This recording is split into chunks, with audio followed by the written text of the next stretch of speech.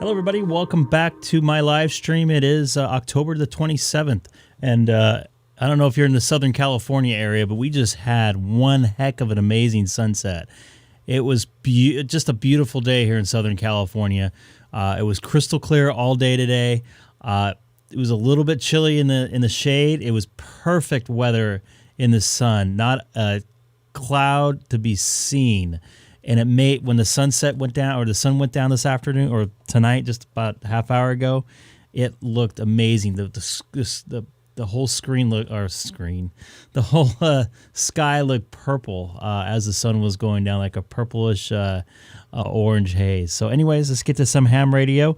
I'm going to be on, let me see here, the 140...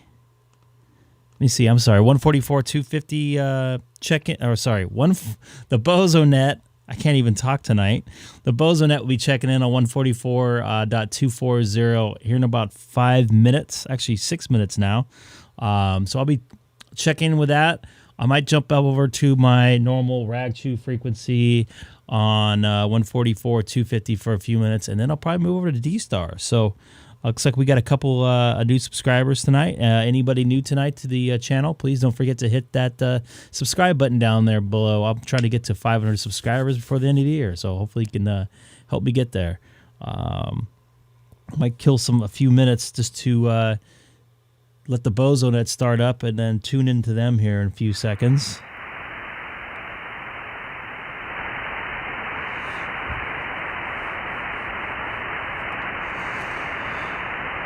Anybody watching right now, don't forget to say hi to me in the chat. I'd love to chat with you. I'll be on DStar probably in about 15 minutes as soon as I check into the BozoNet.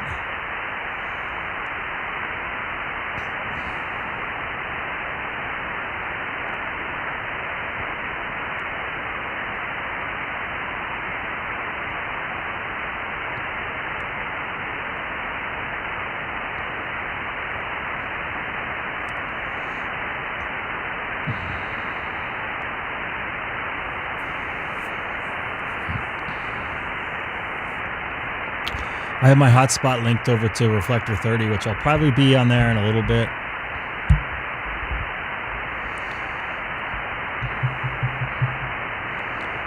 It's Wednesday night, right? Yeah, it's Wednesday. The days are getting all confused. I've had too much time off.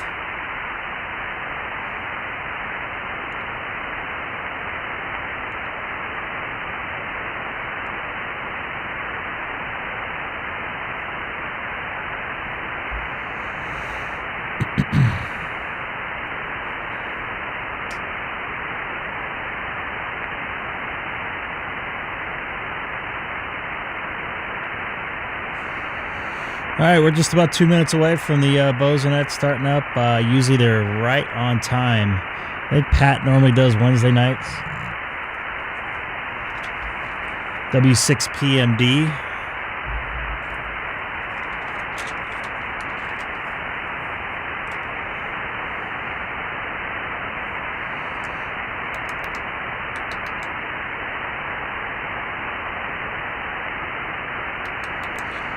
So I apologize for the static there, the dead air.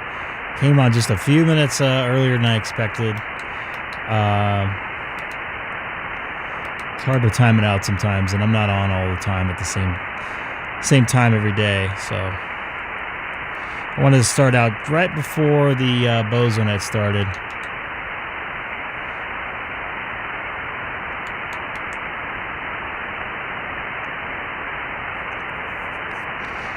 So a lot of people watching the the World Series tonight. I see a couple other ham radio people are doing their live streams tonight. Looks like Ham Nation's on right now too.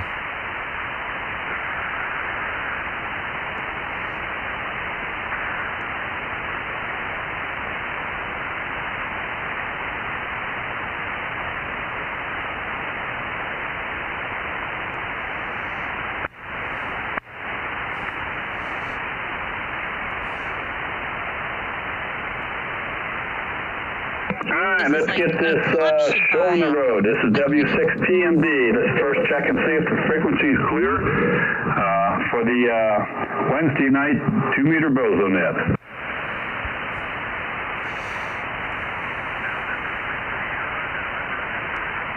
Somebody already trying to check in there?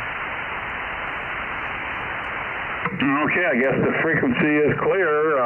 This is Pat. I'll be your net control tonight. I'm Whiskey 6 Papa Mike Delta, and I'm up in Delta Mike 13 Hotel Sierra between Riverside and Lake Elsinore, and I've got both vertical and horizontal antennas, so I'll be looking around multiple directions here. We usually start off to the west, work our way around up north, and wind up over towards Arizona and pick up some stations over there. And so if we miss you the first round, we will come back around a second time and pick everybody up. So sometimes it gets a little busy traffic-wise, so any relays are appreciated.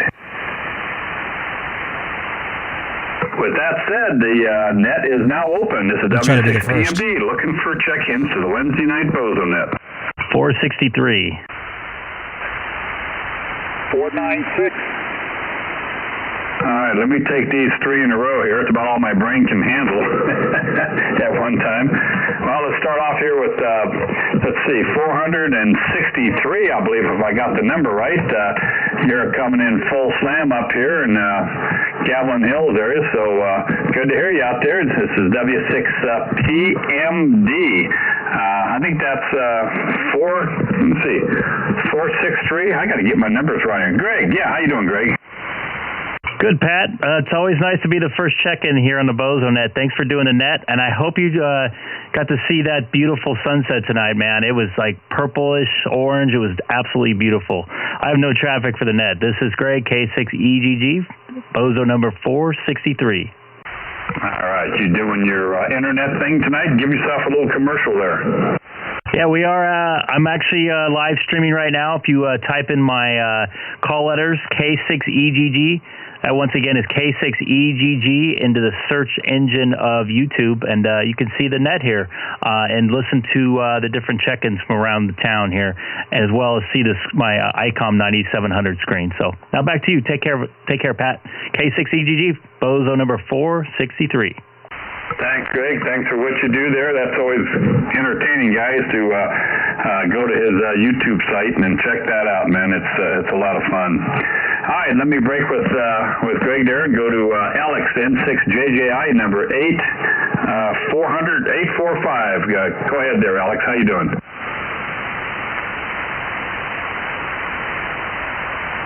Alex, you still with us? 845. Well, I heard him pop in there. We'll come back in a minute. How about number 496? You got a booming signal out this way.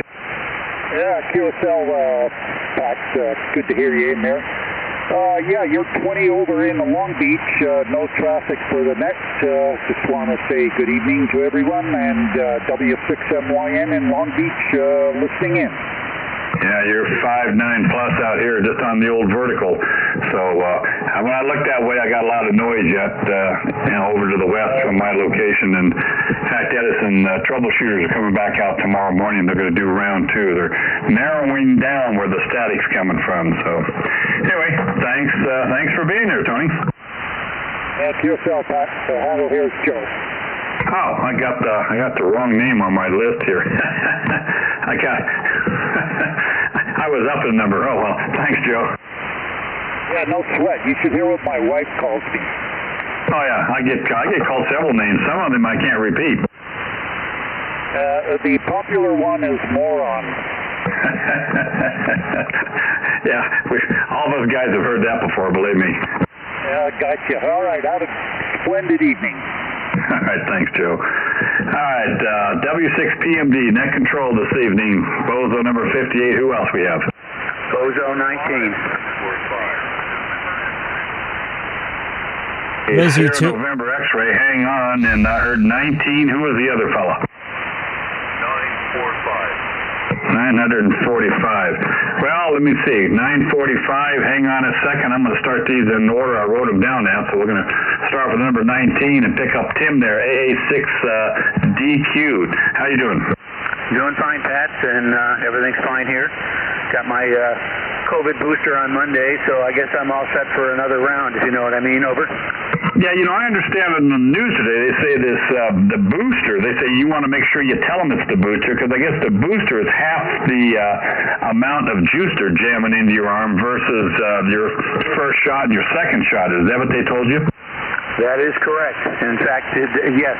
It's 50 cc's for the booster versus a normal 100 cc's is what she told me. So, yes, you definitely want to tell them. But it was already getting crowded. Lots of people getting in line. So, anyway, something to think about. Over. Oh, yeah. Wife's got her appointment, and I'm going to have to set mine up here pretty quick, too. So, no side effects so far. Nah, just mild. Very, very, very mild. A little bit of fatigue that lasted about an hour or two. That's about it. Over. Yeah, nothing a good shot of vodka wouldn't cure. Absolutely. Yeah. Use it to wash the Tylenol down. Over. Copy that. All right. Thanks for being there. All right. Let's back up here to the suffix was SNX, I believe. You got a boson number?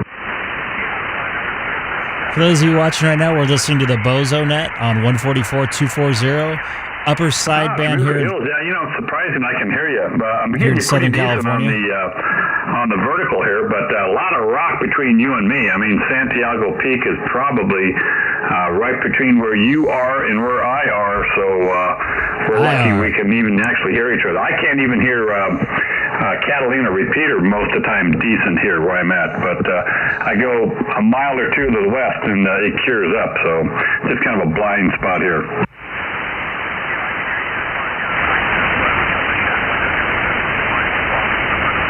I could barely hear him.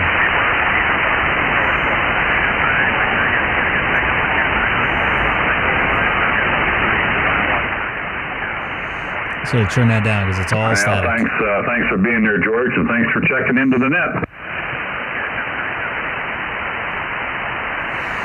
All right, let's see. Still vertical. So let's see. Anybody LA Orange County? Let's look in that direction first. Kilo 6 Golf Papa 958. Boy, no trouble hearing you. My goodness. 958. I tell you, there, Scott, your signal is booming in here. Of course, your Norco, I kind of look straight down in your direction over there. Did you guys get a bunch of rain the other day? We got a fat quarter inch, and that was about it. Let me look at my chart right here. We got 0.15 inches, 0.15 per my weather meter.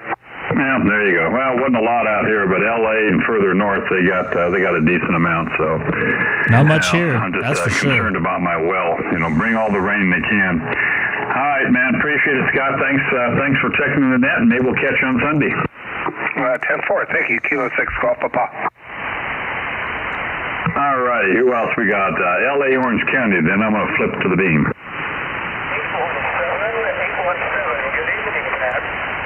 817, man, I tell you, even on the vertical antenna, you're coming in here pretty good. How's it going there, Joe? Hey, very good. You're a solid 7 on the meter here also, Pat. Good to hear you tonight, and thanks for your efforts there. W6PMD from K6EGG. Well, yeah, I just put the beam on, looked in your direction, and So in about 5 minutes, I'm going to go over to our rag chew frequency of 144.250 for a few minutes. Then I'll head over to DStar. Looks like we got some DStar activity right now. I'm watching the dashboard on my computer here from my hotspot. Looks like we get a KT4 WN. I think I've talked to him before, and a W2HJV out in Rochester, New York. I'll probably get on there in a few minutes. Good news for you, and nice to hear that they're cooperating with you and working on the project with you. That's very good news. Very good. We'll look forward to having that cleared up for you, Pat. W6PMD, K6EGG. All right, Joe. Thank you, man. Appreciate it. You're 10 over 9. Well, cheating on this end. It's got a couple thousand feet elevation on you there. Every little bit helps. Pat always sounds good. Looking towards Orange County, North Orange County, somewhere in that area. Anybody else?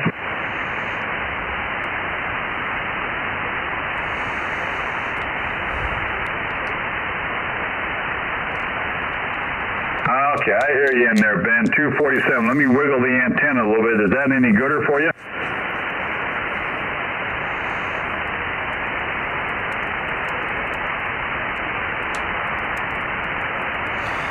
So this is the time of night where it's getting hard to hear other stations, especially when they keep trying. focus into Arizona and Nevada and San Diego. 2 meter sideband conditions right now are not the best. Obviously, Pat, he's right on top of me. He's only about 20 miles away line of sight. Even through all my static. I got a ton. I've got a lot of filtering on. Let me turn this off. Actually, you know what? That's better. It's gotten better. All righty. Who else we have? We're looking up kind of the Central Valley area right now, out over Chatsworth and San Fernando Valley. Anybody in that direction? On the horizontal beam antenna, looking to the northwest right now. Anybody anywhere? 956. 956, no trouble hearing you. How you doing? Good evening, Pat. This is Rick, K6EGG, near UCLA, Westwood, California. That's a pretty good signal. That's a 60-mile hop. Beam pointed, I hope, in your direction. Man, doing a good job. I'm not quite even at you there, but that's doing good. Now, the BozoNet online, which is bozonets.com, has you listed as Rich. Is it Rich or Rick? R-I-C-K is what I go by. Okay, we'll correct that. I'll make a note here for them to correct it. Sometimes they get them done in short order, and we'll see if they can get you off of the Rich name and change it to Rick. I certainly appreciate that. This is fun. First time I've been on a single sideband in about 30 years. You got a great signal. You're S9 up here, and like I say, you're kind of in an area where, down in LA is pretty decent from my reception up here, but got a great signal. And you say you're running 4 elements. How much power? Only 50 watts, but I'm overlooking the UCLA campus, and I can see all the way to Mount, the San Bernardinos. Oh, there you go. I just wiggled the antenna on that last reply there, and you're tapping 20 over now. Well, I'll tell you, it's working. You don't need to put a whole lot of money into that station because, excuse me, 2 meters is booming out here. That's great to hear. This antenna used to be vertical and mounted off the end of the boom. And it's, what I'm showing here online is the BozoNet page. It's bozonets.com, BOZONETS.com. The antenna doesn't know the difference, just which way the signals are rolling at you. Good deal, man. It's working great. Well, appreciate it there, Rick. Thanks for checking in, and we'll see if we can get that name changed, get it correct there on the internet. Thank you very much, Pat. All right, so right now I'm gonna change over to our rag chew frequency of 144-250 upper sideband and see if anybody's out there. First, I'm gonna go to 270 real quick. Sometimes I hang out there. Nope. Kilowatt 6 Echo Golf monitoring 144-250 from the city of Chino.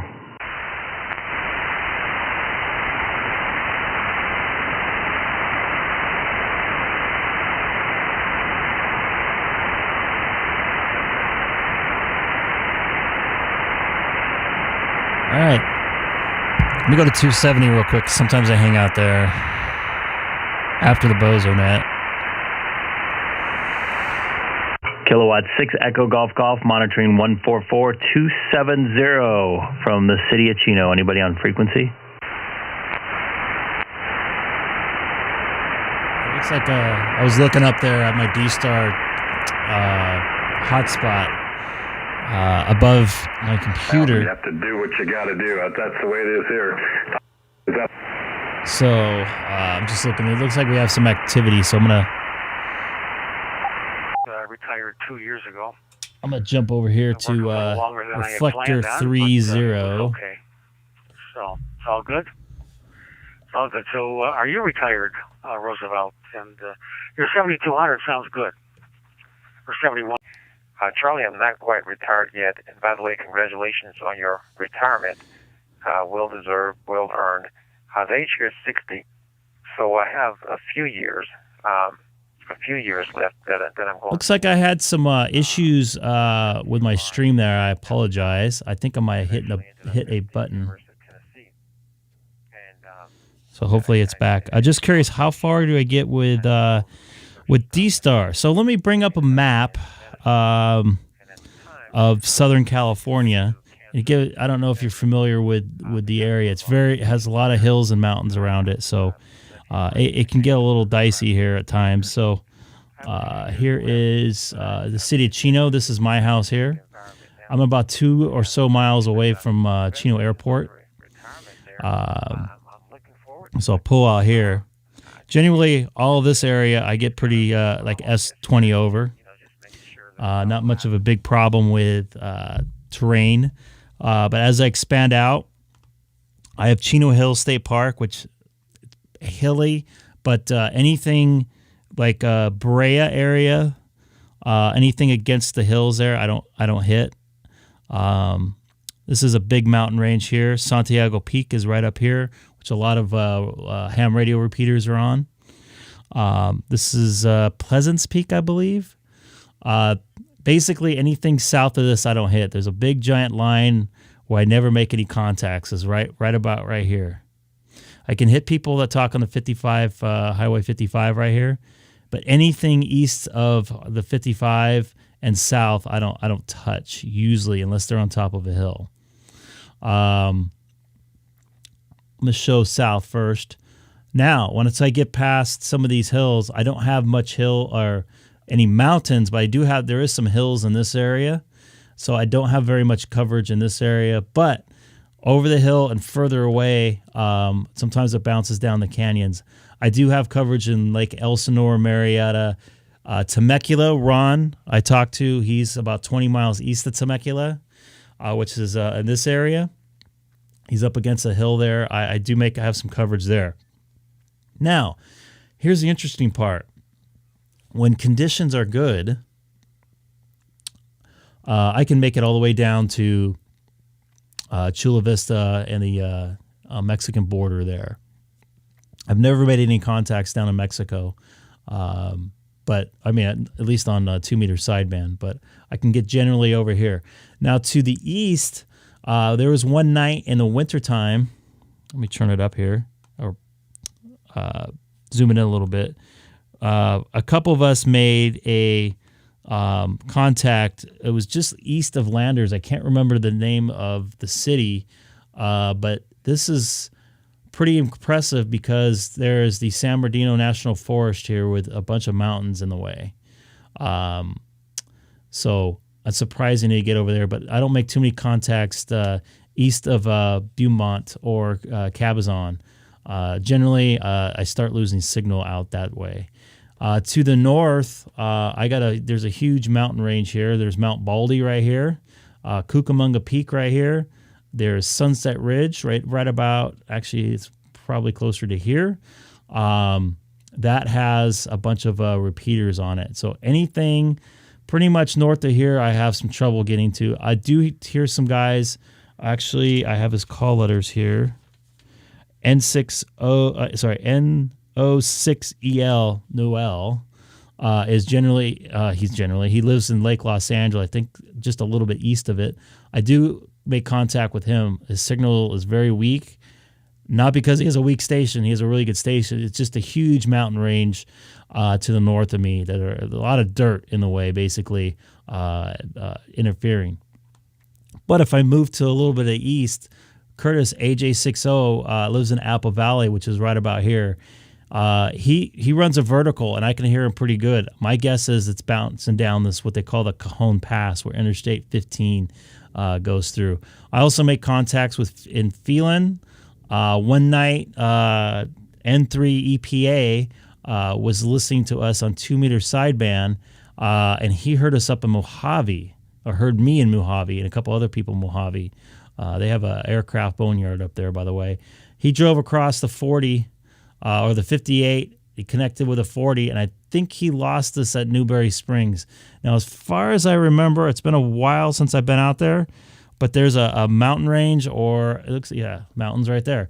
That'll probably block the signal. So, especially being that week out there. So that's my coverage in that area. I'm going to move over here to Los Angeles. I got a lot of LA covered. There is a lot of hills around the 60 freeway here. We call them freeways. They're not really that free though anymore. At least not free flowing, that is.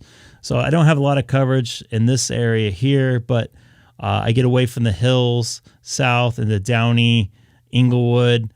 We just heard UCLA. I hear them in there. The buildings are in the way. There's the Hollywood Hills through here, so I don't have a lot of coverage right here.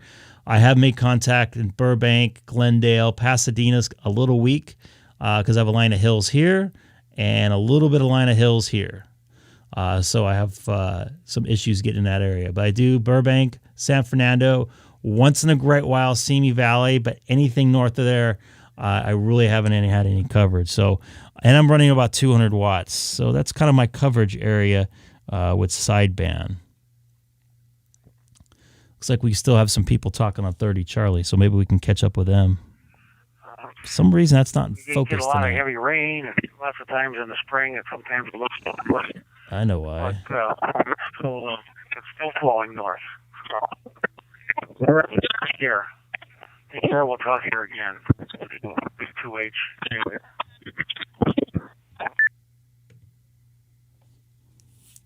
Sorry about that. Okay, 73 to you. You were a little bit in and out on that one. So Michael, that's my coverage here in Southern California for 2-meter sideband, which is pretty good. If possible. 73, KT4WN's clear.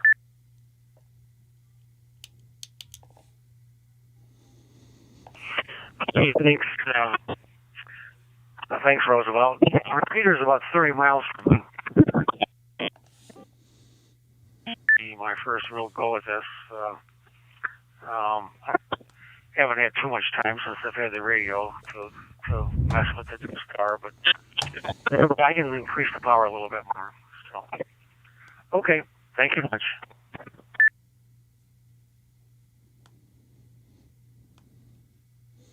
Having some trouble with my stream tonight, so I'd like to apologize. W9DSW, W9DSW, are you still there? W2H-JV.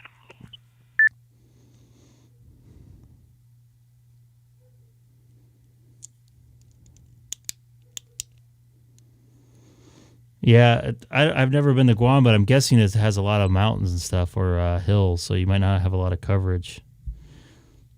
Is there a DStar repeater out in Guam? Never been to Guam, but I always wanted to go there. It's pretty a long haul from here, even from the West Coast.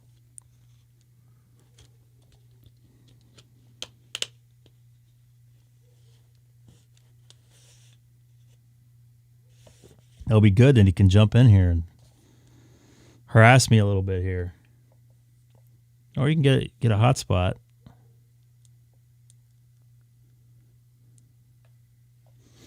I'm going to jump on here and see if anybody's listening here. This is Greg, K6EGG, monitoring reflector 30 Charlie, and also streaming on YouTube if you type in my call letters.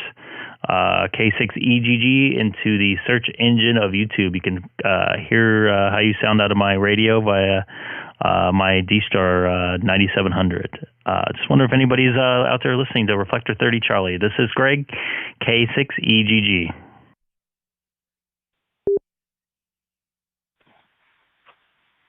K6EGG KM5 Tango Charlie.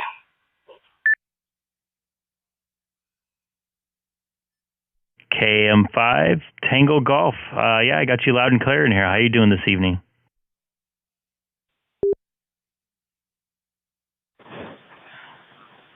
Hey, Greg.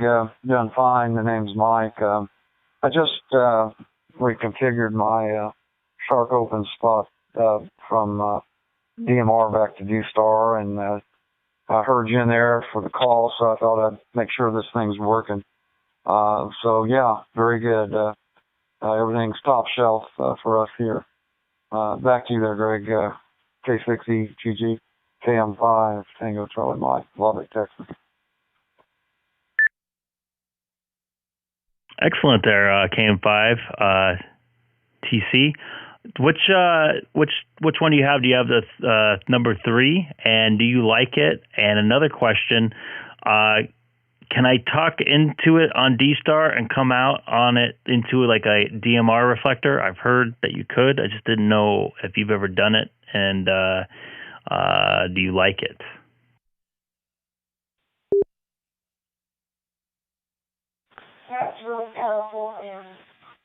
Yeah, when I have it configured in DMR mode, let me back up for just a second.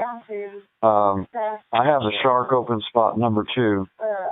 When I have it in DMR mode, I can use it to go from DMR to Fusion. So it will cross mode to Fusion, but I cannot go from DMR to DStar. I can't do that with this hotspot. Now, if they have version number 3, the Shark Open spot version number 3, I could, go into all 3 modes with one radio. But the Shark Open spot 2 only allows DMR to Fusion and Fusion back to DMR. So there we go. Back to you. Excellent. Yeah, I was going to get the Open Spot 3, but I couldn't,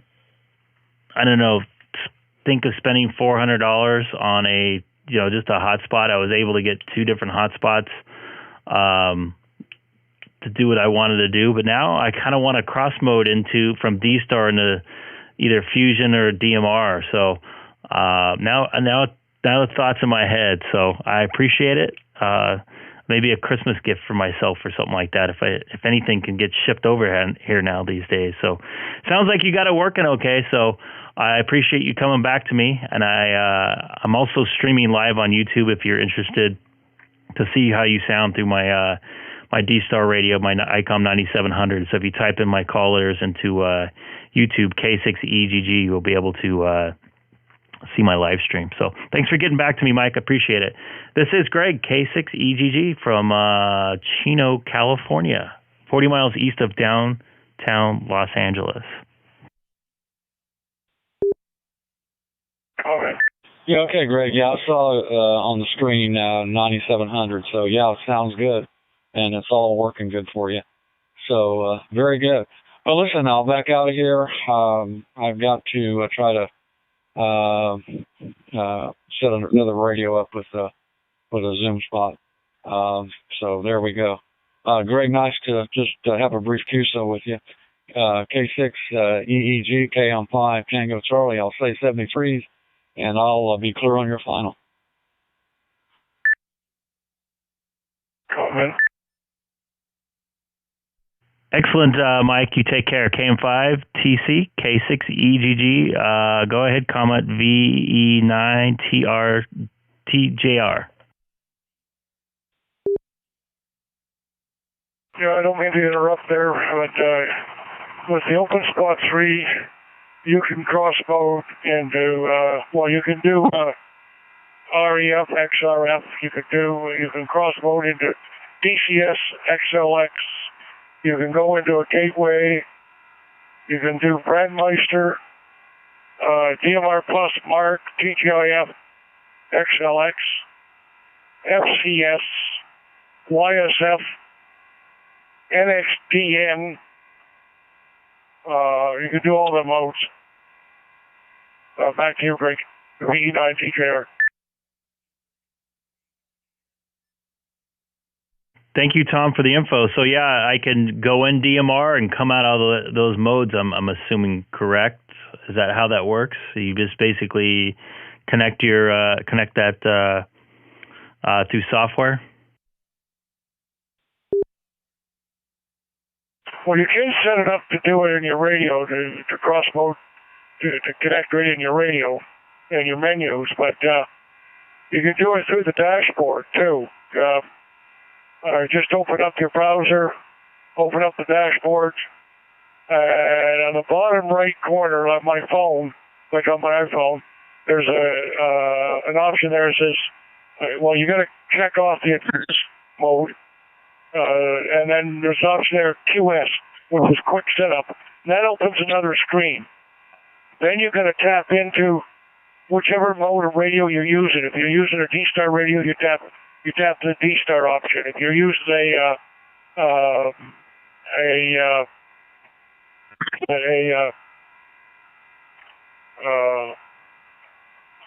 DMR radio, that's what I was for. A DMR radio, you tap the DMR option. And then the next screen, you tap in the mode that you want. Like I'm using a DStar radio, so I open up the quick setup, and then tap DStar, and then when it opens the other window, I can tap YSF, Fusion, or tap DMR, Brandmeister. Now, Brandmeister, you got to have an account set up for it to work. Yeah, I don't have an account set up for Brandmeister, but if you have an account set up, then you go to Brandmeister, and then that brings another drop window, and you can pick the group or room that you want from there. Go ahead. Excellent. So you just tell what flavor radio you have going into the hotspot, and then you can change everything from there. It sounds fairly pretty simple. I'd love to try that one of these days. So now I'm got that in my head. I might be thinking about getting that for myself there. Thanks. I appreciate it, Tom.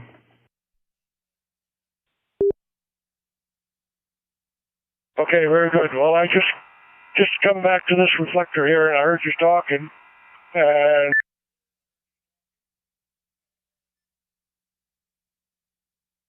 and you dropped out.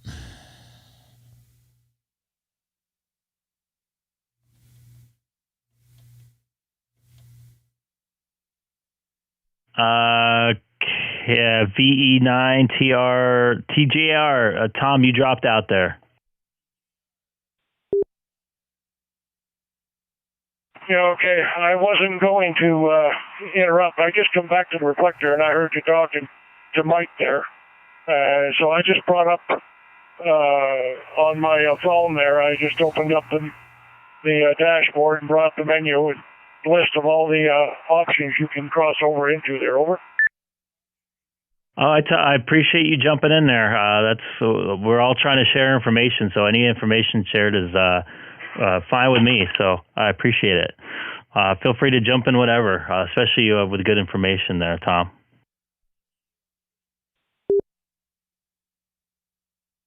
Okay, well, just remember, for Brandmeister, you have to set up an account and password, and then you have to put that the username and password into your OpenSpot 3. That's besides the DMR account, like 902.133 or whatever, and then you have to go into set up another account, a username and password to get into Brandmeister.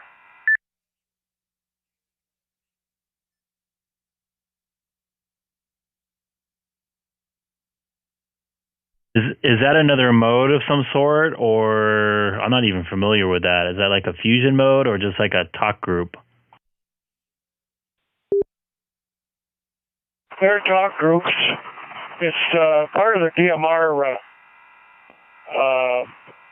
setup, but I think it's separate. Like, I think Mike could explain that a little more, or somebody else could explain that. I don't use it that much, so I never set up an account username and password for it. But to do Brandmeister with it, even if you're using a DMR radio to go to Brandmeister, you've got to set up a username and password to get into it. And that's besides That's on top of your account number. Back to you, V9DJR. Cool. Excellent. Thanks. I appreciate all the info there. I'm going to do some research on that for sure to figure out if I want to jump into there. So thanks again for getting back to me and for all the info, and people watching on YouTube tonight probably helping them out as well. This is Greg K6EGG for VE9TJR. Thanks again, Tom. Yeah, QSL, YouTube and Google are my best friends. After Terry at 8LN. He comes first. He's my Elmer. Copy that. Yeah, YouTube is definitely my friend. I've learned everything from cooking to how to change a light bulb out on a car. So, yeah, I appreciate it. I'm definitely going to be doing some research there on Google as well. Yeah, any of the guys that use DMR Brandmeister, about that, you've got to get an account number for DMR for Brandmeister, and then on top of that, for Brandmeister, you've got to have a username and password, and then you've got to enter that into your open spot or your Pi star or whatever, or else it won't let you in. I don't know. It's an extra security they started up, I suppose, about a year ago. Cool deal. I'll take a look into it there.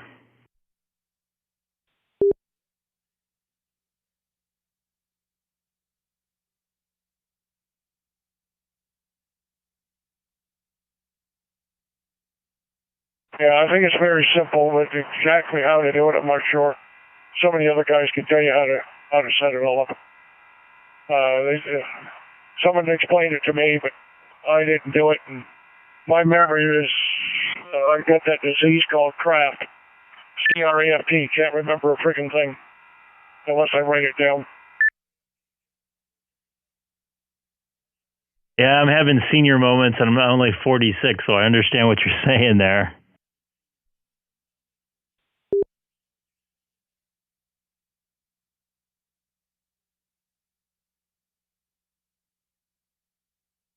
Yeah, well, my wife says she's going to get me checked for Alzheimer's, and I told her, you don't have to. I have craft.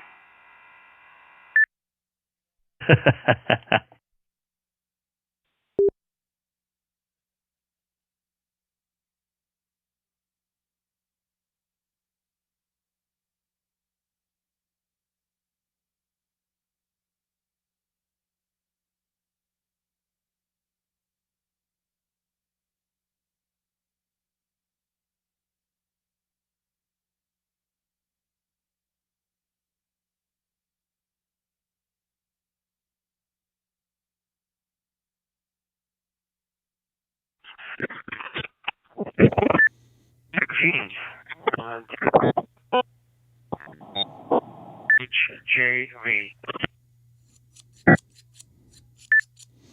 Somebody in there wasn't making the trip. WV2, HJV. You're going to have to up your power because you get a lot of R2D2. You're not getting into the repeater real well. I was listening earlier. Matter of fact, listening all evening, and on my end, you're breaking up a lot. V9TJR mobile.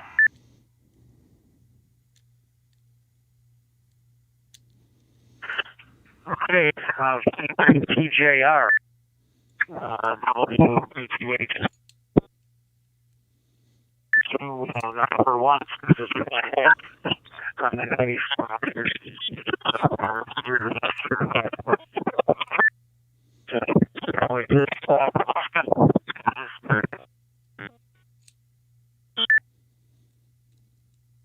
Wow.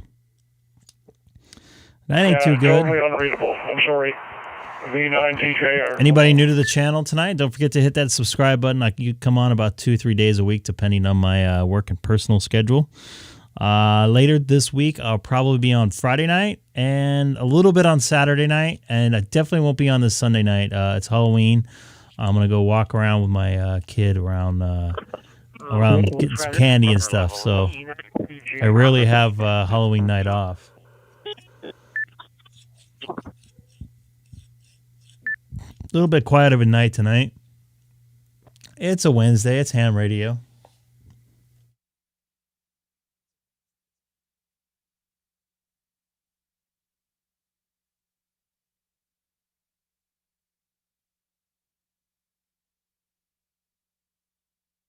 I'm on Reflector 30 Charlie, everybody.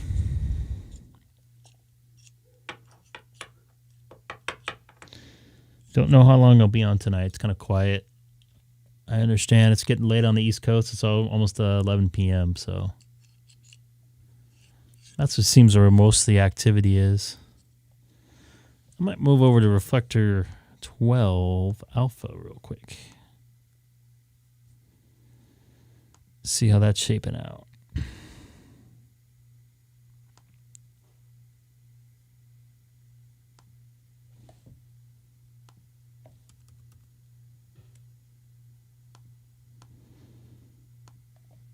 All right, here we go.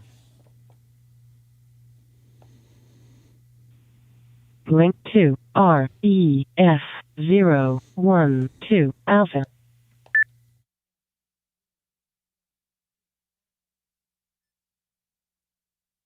So now I'm on Reflector 12 Alpha.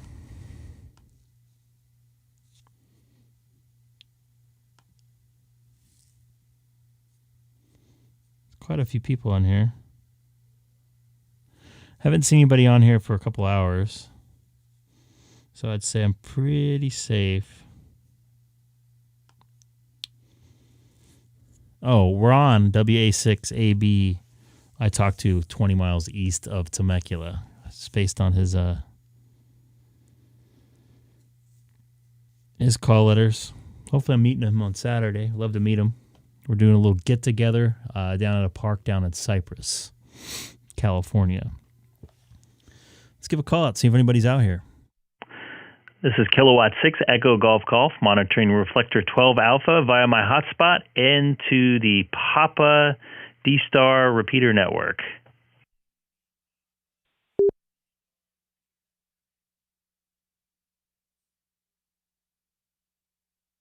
I had to sneeze right when I did my call out. Kilo Oscar 6, November. Good evening, Gabe. How you doing today, sir? Pretty good, pretty good. I just, there was a net on 14 Charlie going on right now. Have you been on 14 Charlie at all in the past, like, half hour or so? I have not. I looked on the dashboard. It looked like they had a lot of activity. I was figuring there was a net, so I didn't even bother listening. Should I scoot over there and see what's going on? Well, every other Tuesday, every other Wednesday on YouTube, they have a Ham Nation show. I think it runs about an hour. And then after the show, they have an after show net on 14 Charlie. And it goes on for quite a while. It starts at 7. I've seen it go on to 8:30 sometimes.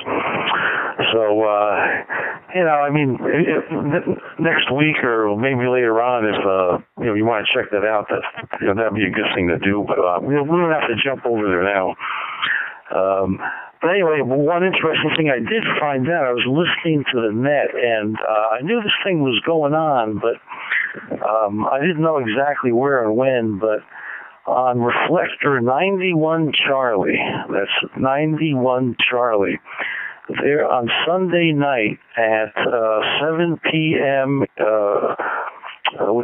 Central Time, there's an international DStar net, and I've listened to those, years ago, but those are pretty interesting. Back over to you.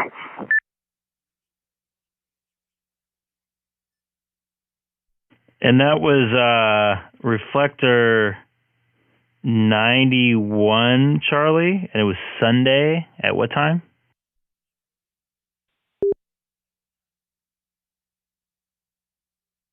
It was Sunday at 7 o'clock Central Time.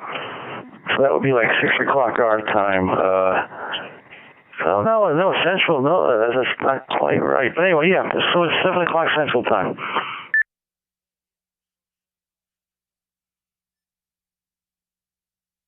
That'd be 5 p.m.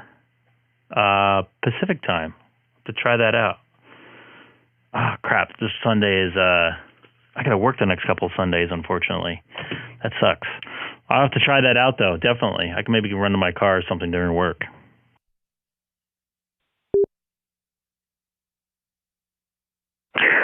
Yeah, I think it used to be on maybe it was on 1 Charlie for a while there, because I remember checking into it a couple of times. Now, the 91 Charlie, that's listed as an Australian reflector. It just says Australia. And looking at it, it looks like it's pretty, just looking at the DStar info page on the dashboard, it looks like it's got quite a bit of activity on it, or at least a lot of hotspots and stuff. It's got looks like two New Zealand repeaters on it. But yeah, I'm gonna see if I can check that out this coming Sunday too. But I mean, one of these days when you're streaming and it's Sunday, you can check that out. I just want to pass that little bit of information to you. This is K6EGG, Cypress, California. Excellent info there. K6EGG, K6EGG. Have you heard it lately? And do they have like guest check-ins? And real quick about the Ham Nation thing. Is that everybody that was on Ham Nation on that Reflector 14 Charlie right now? Is that how that works?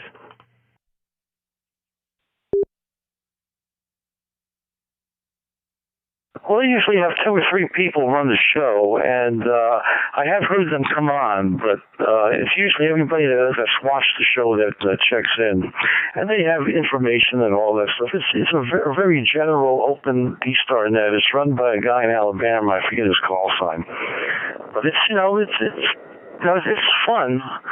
And if you watch Ham Nation, that everyone talks about, if it was a controversial topic that was discussed or during Ham Nation, that usually becomes a focal point of discussion during the net. So it's an open, casual net. Back over to you. Excellent. I wonder if they ever discussed that 520 from New Hampshire to Southern California on Ham Nation. That sounds pretty controversial. What do you think?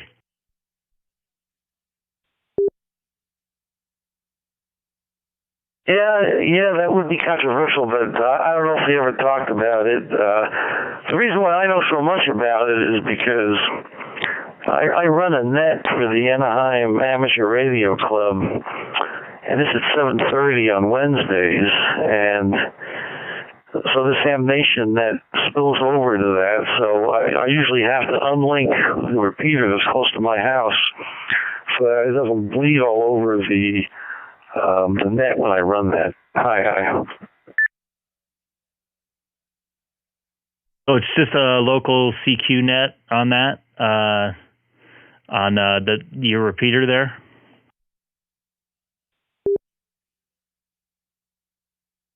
Yeah, it's on the repeater's 2 meters, and it's on the VA in Long Beach. You want to try and hit that from your QTH sometime. It's programmed in that radio. You might be able to get into the Long Beach 2 meter machine on top of the VA in Long Beach.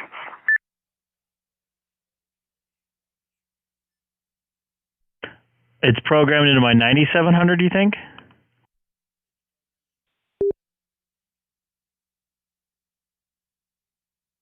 I'm not sure, but if the file I sent you, I'm not sure. It could have been in the file I sent you. Yes, I'm pretty sure it is.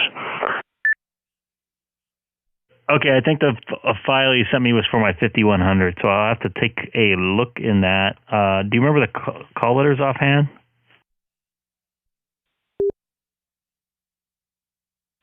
It was K6SYU, And there's two, there's a Long Beach one and a Fullerton one. So yeah, just keep that in mind. But yeah, it's definitely in the 5100.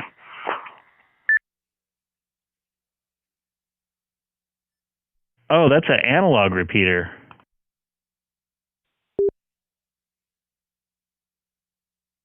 Yeah, I know, it's analog. It's FM analog. Oh well, can't have everything, you know. Yeah, there you go.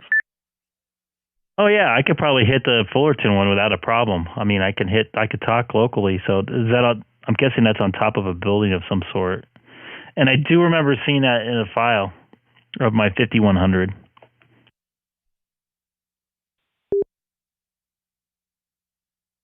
Okay, yeah, it's probably not the 9100, but anyway, yeah. You want to try that? You can probably hit that thing when you're coming in on the freeway. I usually monitor that repeater during the day when I'm in the shack. They've also got a 220 machine up there, but we don't need to talk about 220 right now. Believe it or not, I actually have a 220 HT, which I don't use, and the battery's dead on. But a quick thing on DStar, reset here because my foot's falling off the pedal. Now I'm reset. I took a drive through Carbon Canyon on the way to work yesterday and tested out my hotspot through there and had a full conversation through the whole entire canyon on my hotspot with Ray, N3 EPA. He said I had a little bit of dropout in a couple places, but for the most part, I was about 90 or so percent solid all the way through.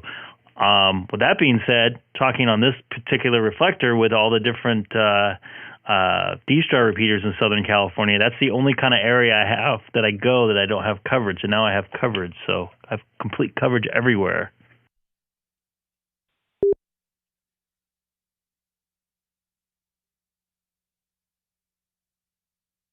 Yeah, we're going to have to add initial to your name there, Greg. You'll be Greg D, and then whatever your last name is for DStar. Greg DStar, what's your last name?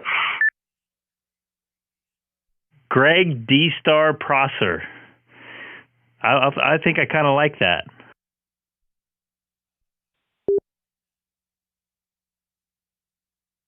Yeah, a little slip of the tongue, and you can just say Greg DStar Processor. Yeah, that's pretty good.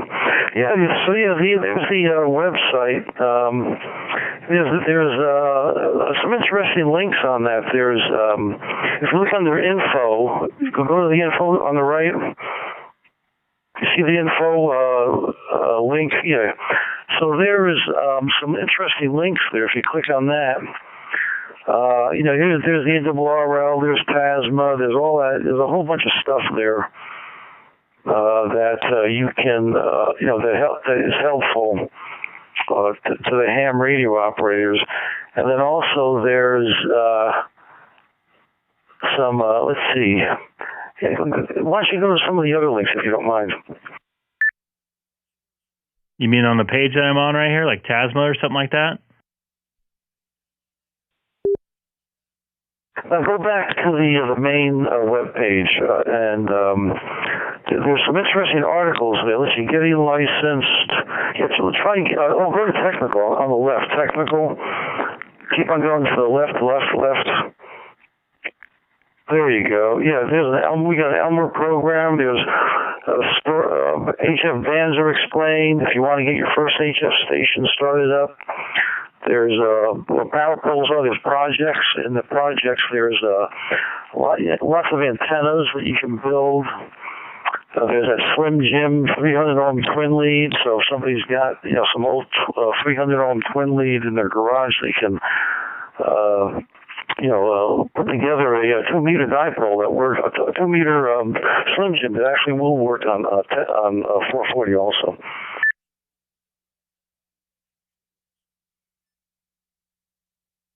That's pretty cool stuff. I'll put it into my favorites here.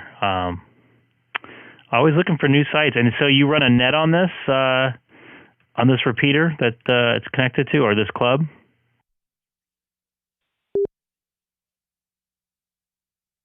Yeah, we have a net. The club has a net at 7:30 on Wednesday nights, and I'm the net conductor. You know, the guy who runs the net. So yeah, it's just a local thing. We usually we don't have very many people check in. It'd be nice if we had more people, but anyway, yeah, that's correct. And real quick for people that are watching YouTube right now, I have the links turned off on the YouTube page chat because people are putting inappropriate things on it. So if you want to link something to me, email me. My QRZ email is current, and I could probably put it up on the screen, or I can link it on the chat.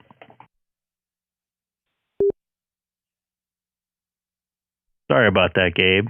And so, yeah, I should be able to hear that repeater. I'd love to hear you on it. Little net conductor there. And it's, what was it, Wednesdays at 7 p.m.?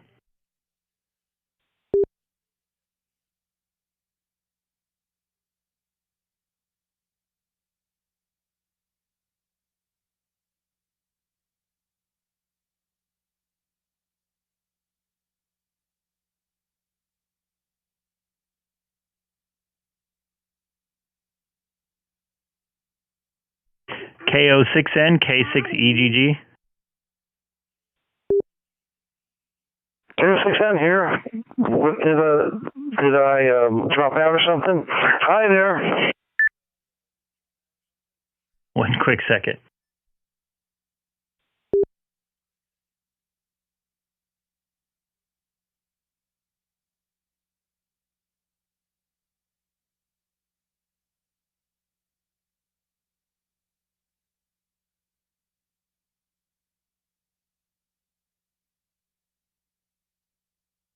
Sorry about that.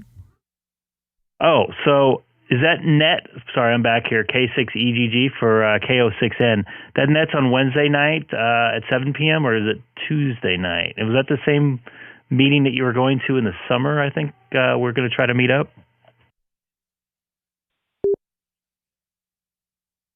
Yeah, the meetings are the last Tuesday of the month at 7 o'clock at the Anaheim Fire Training Center, which is just south of Angel Stadium. And the actual net is at 7:30 on Wednesdays on the club repeater, the K6SYU repeater. And it's pretty interesting. I just remembered something. So last night we had the net. We had the meetings at 7 o'clock. So we had a new ham walk in, and this guy was a retired engineer. Yeah, there you go. There's the nets and the times. So this guy just got his license 5 days before. So after the meeting, I went out to my car. And I got the 7100 in the car, so I fired that thing up and I explained to him how I had everything all set up and all that. And then so I put it on 144.250, and I said, let me see if anybody is out there. So I called CQ, and I run the plug into Knoll up in the Mojave Desert, what is it, Palmdale, Lake Palmdale, which is in between Lancaster, and it was Air Force Base. That was a good haul. That was a real good haul. So I think that guy got the 2-meter sideband bug implanted in him. He got bitten by the bug.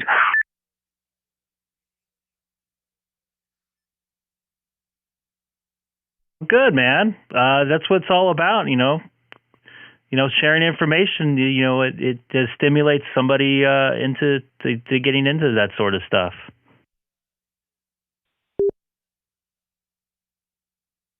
Absolutely. So this guy has to buy a radio, but I think he's looking at a 7100. But anyway, so that was fun. So we had our meeting last night. It was only the third meetings that we've had since we resumed after the COVID thing that has been going on. So it was fun. So it's a small club. It's, it was founded back in like 62 or something like that. So it's been around a while.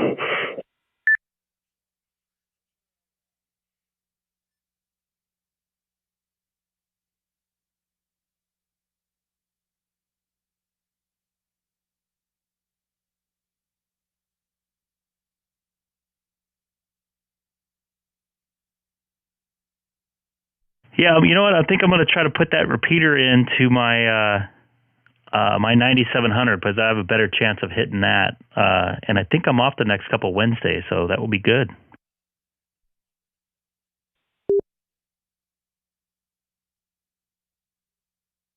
All right, sounds good. But yeah, if you and I can work simplex on FM from from your QTH to my QTH, there's a good chance you can hit that thing, that repeater from your home QTH. So you can check it out. And that repeater, by the way, has really good coverage. There's regularly contacts in Big Bear, in that area. It's not unusual to have contacts 100 miles away. Of course, you need some altitude. But for some reason, the VA is on top of a hill and the building's another 300 feet up, so it's got some good altitude to it.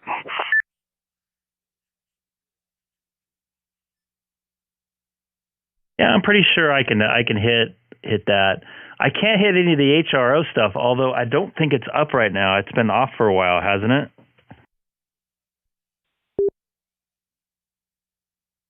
Yeah, last time I was at HRO, which was a couple of weeks ago, they still hadn't put the antennas back up, so everything is nixed, for now with their repeater antennas up there. So yeah, if you can hit HRO, excellent chance. Yeah, it's too bad you can't. I guess never mind. Anyway, back over to you.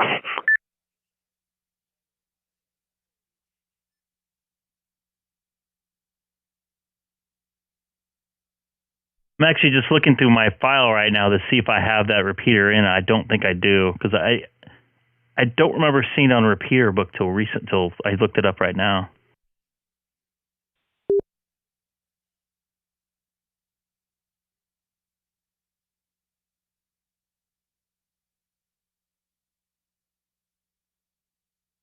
Okay, so just for your reference, it's where is that thing? It's 146.79. 146.79, and the tone for Long Beach is 103.5, and the tone for Fullerton is 114.8. That's 114.8, and once again, that is a negative offset. And what's interesting about that, you see, both of the repeaters are on the same frequency. The only difference is that you have a different tone that gets into one. So you could have somebody, like let's say in Santa Ana or I don't know, somewhere in Tustin or something like that, and they could be hitting the Fullerton repeater, and someone in Long Beach or north of Long Beach could be getting into the Long Beach machine, and you could have a QSO using those two different machines between those two hams, and it would work. The Long Beach machine has a voice ID, and the Fullerton machine has a Morse code ID. K6EGG.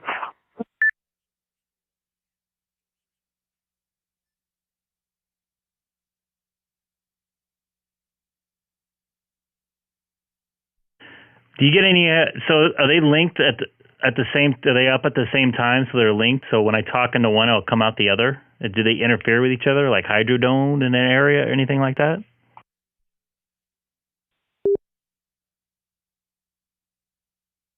No, they're not linked. They're on the same frequency. So if you're talking and if you're listening through the Long Beach repeater, and no one's using the Fullerton repeater, but the Fullerton repeater IDs, you'll hear the interference, but it's only for 5 or 10 seconds every now and then. It's no big deal.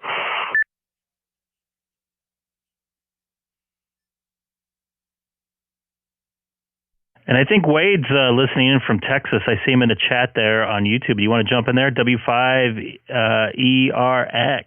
This is Greg, K6EGG, and Gabe, K6ON.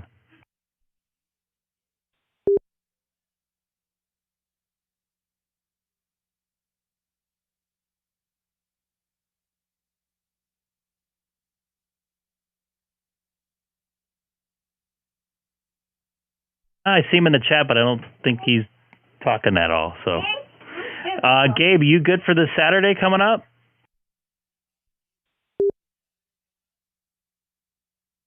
Yeah, I'm good for it. I'm planning on going there. You know, Saturdays at the CQ Worldwide DX contest. I'll be operating, you know, trying to get some new countries, but I'm not going to be on it that long. So yeah, I'm planning to be there. Excellent. That'll be fun, man. I'm looking forward to that. I'm going to be picking your brain a lot there, even though I always do on the radio. You share a lot of information. And I had a couple people already email me and say that they appreciate all the help with everybody.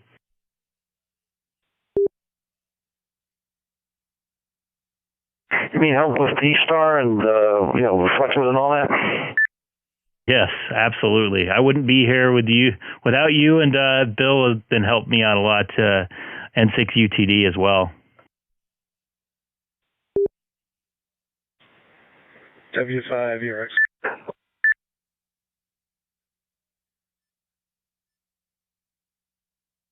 Go ahead, Wade. K6EGG. Good evening, Greg. Yeah, I saw the radio and pointed to disconnect to unlink, and so as soon as I keyed up, it unlinked the reflector. So now we got it set right. How y'all doing this evening? I'm doing pretty good. Just hanging out with K6EGG Gabe and sharing some information here on a local repeater club, as well as a couple local repeaters. Just kind of hanging out, enjoying the nice Wednesday off. Looks like you got some streaming going on there.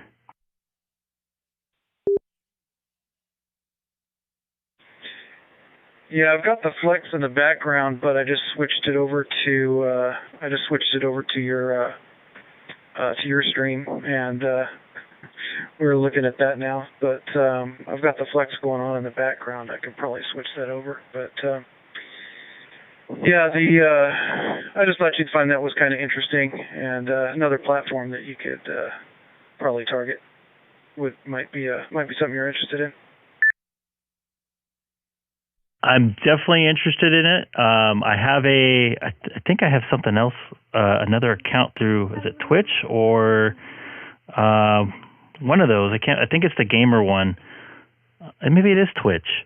I can't stream more than one streams out of my computer because of my limitations on my 9-year-old computer. So that's definitely a thing I'm looking into. The other thing is, people already complain about the delay. I got it down to about 2 seconds. When I stream on multiple platforms at once, it turns into pretty close to a 6-second delay. I've did a couple tries on it. I'm trying to think of what's the other platform people stream on?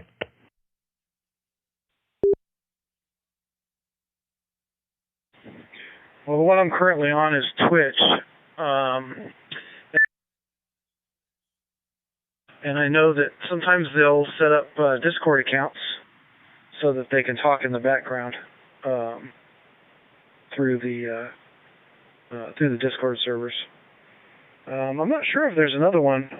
There might be. I'm just not aware of it.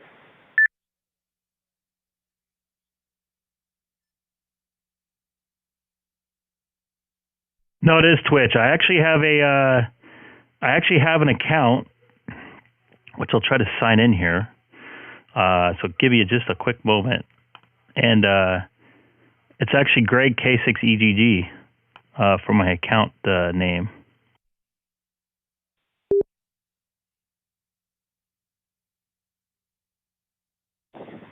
Yeah, you might, if you have another computer sitting around, you could maybe use that to, one to do the stream and one to run everything else.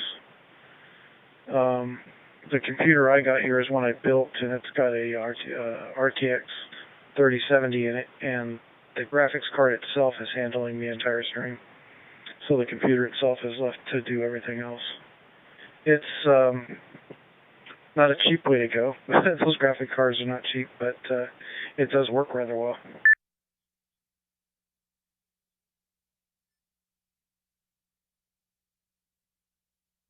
No, I was thinking about getting Apple M1. I've heard those are pretty powerful for good for live streaming. And there's I'm trying to think of the name of the company. I know somebody that does a stream. It's called Smoke and Scan. Basically, this guy smokes marijuana, has a couple scanners going, and waits for car chases or any type of big events, and he finds different live video streams to put up on the screen. So I've chatted with him a couple times. I actually helped him out with an antenna installer, and he kind of has helped me out a little bit on the streaming stuff. And he has some apples running to do his stream, and I do have multiple computers running right now to get the stream going. I have one computer to monitor, program, and also put stuff on the screen, and the other computer just basically is dedicated for the stream. I can't do too much else with that because of my limitations, because it will start freezing up. But I want to eventually get in like Zoom calls and stuff. I've done it once with one of our local guys, Keith, WA6QXA. We did a two-way conversation on 2-meter sideband, and I had him up in the other corner of my screen. So it was kind of cool, interactive. I want to get a couple guys in. Curtis, one of our guys, he talks on DStar too. My daughter's going crazy right now. You can probably hear it in the background. AJ60, he's in a DStar. He's in a lot of different modes. He's got a really cool QRZ page too. You can probably check it out. He's an HF guy. He has a little mini YouTube page. He just basically wanted to show me how he had his antenna farm. He's got like a radio station antenna farm in his backyard. So, yeah, definitely it's something I want to do, upgrade stuff, but a little bit at a time.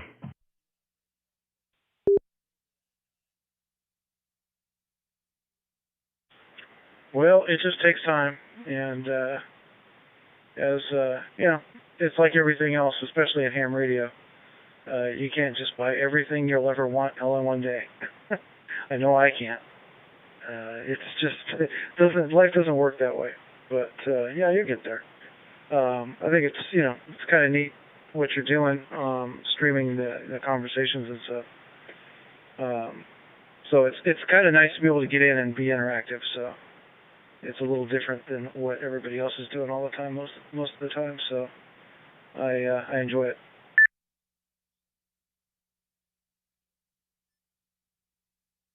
Thank you. I appreciate it. I'm trying to, it's a good way to make other contacts, because I've also had people that have been listening to me on YouTube and found me on YouTube randomly through just a regular search. One of my, hashtags, or I think they're thumbnails or something like that. I can't remember what the tags, I think they're called. And then followed me into a reflector, and I've made contact with that way. So that, it's kind of like a two-way interaction, which is kind of what I was looking for.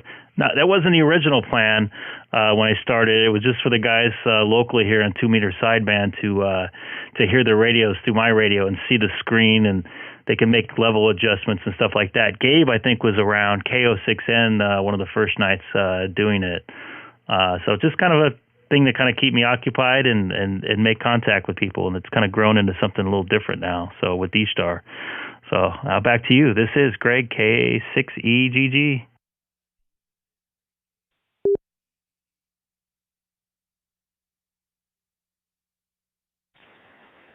Well, I think the concept is actually pretty cool. I think getting on the radio and having kind of an interactive place to just kind of hang out is it's different than what everybody else is kind of doing, and I think it's fantastic. And I wasn't really into DStar too much. There's a couple of guys in the club here that are into it more than I was. And I just happened to be up at the Belton Ham Fest and picked up this little handheld for $100. Of course, I've got the 9700, but as you know, that's all set up for satellite, and it's a little bit of a pain to push back and forth between spots. So, but I have run some DStar on that. One of these nights, I may have to break it out and set it up here and get on with you.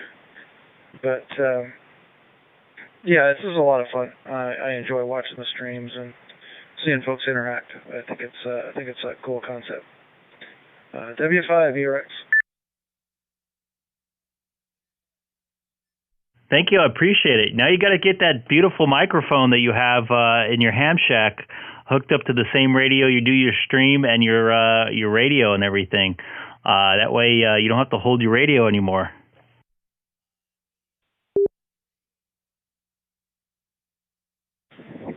Well, that actually would be easier than you think. All I need is an adapter for the radio. The mic is actually hooked up.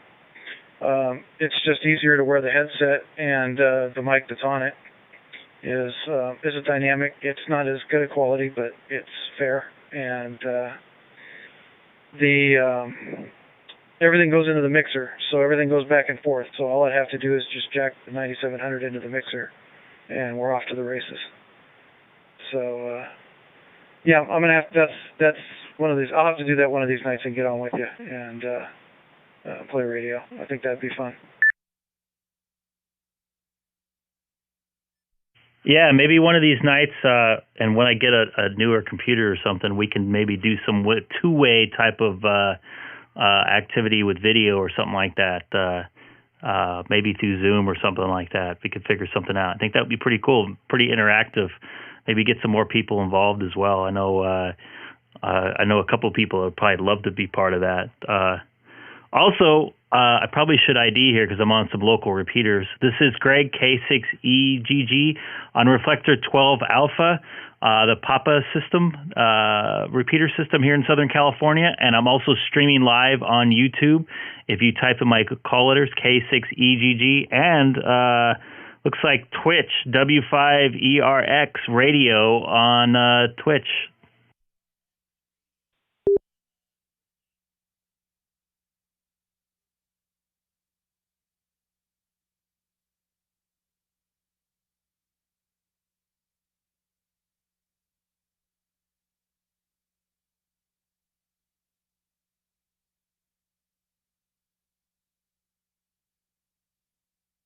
Hey, Wade, what quality can you do video on Twitch? I didn't really play with it all too much the day that I was doing some testing with it.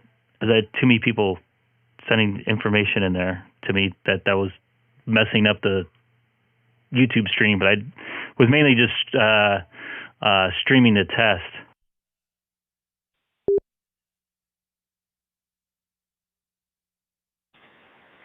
Yeah, I think you can stream up to 4K.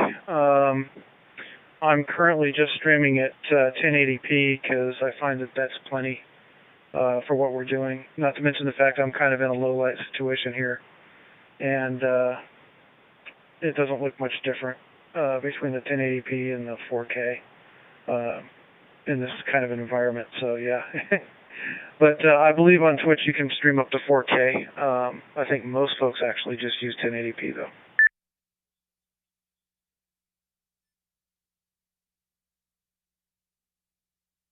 Yeah, I've noticed there was a huge jump between 1080 60 frames and 1080 30 frames and 1080 60 frames.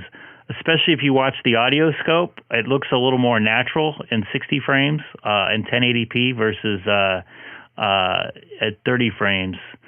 But I tried 4K once. I have a 4K camera. It's a Sony A6000, or at least I was running it in 4K through CamLink.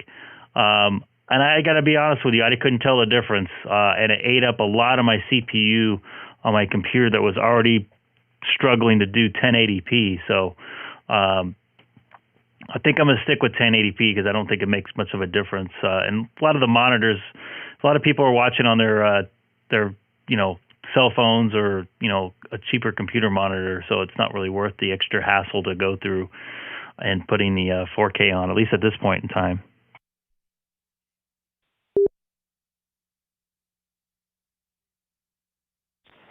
Yeah, unless they're like gamers or stuff like that, and even the gamers don't typically game at 4K all the time.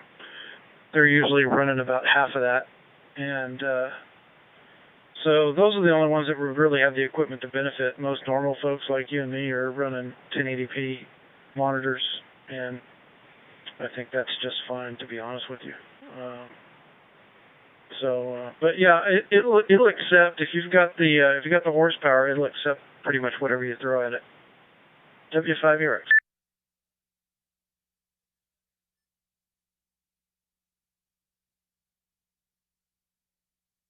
I was just leaving a hole here if Sean K6EGG wants to jump in there. I know he's just getting his DStar going. I don't know if you want to jump in and say hi, Sean. This is Greg, K6EGG, and also talking to Wade out there in Texas, W5ERX.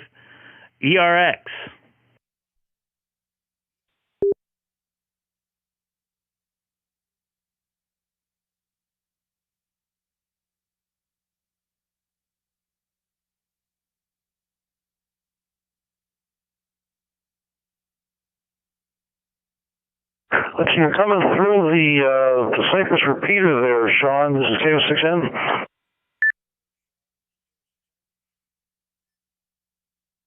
So what's happening is I had a feeling that's why I was waiting.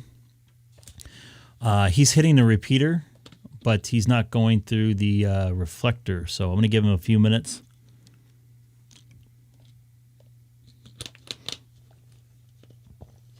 And try to get that figured out. Gabe would be the guy to help him out. Wade, I'll check my email right now. K06N.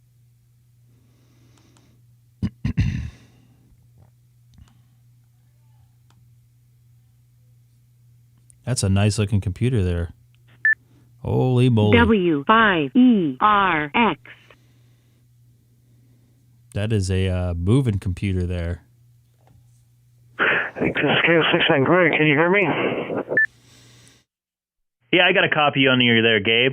You helping out Sean there? I know he was having some issues the last couple of days. I think he got his thing registered, though, as DStar, or his call letter is registered with DStar.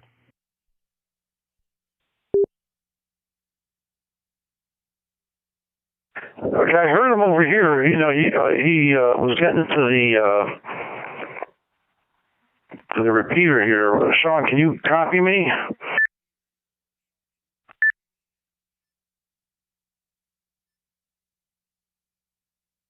Yeah, I can copy you. I don't know if I'm going through or not yet.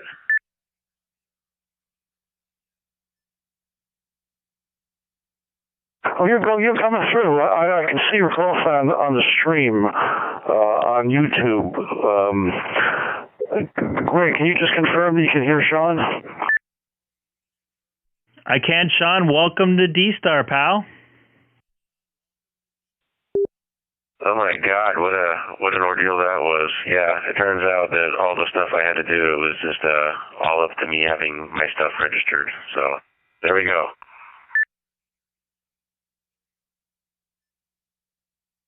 Yeah, it can get a bit confusing, and I registered and didn't have the registration right, so I wasn't going through reflectors. So I had somebody on YouTube figured it out for me and sent me some emails and told me what I had to do to fix it. So welcome aboard, Sean. K6EGG, and are you coming out to the little barbecue? Not barbecue, but the park meeting on Saturday morning at 10:30? Indeed, I am. I haven't checked anything else about the email or heard anything from Keith, but if there's been updates on it, yeah, I'm definitely going to be there if it's still happening.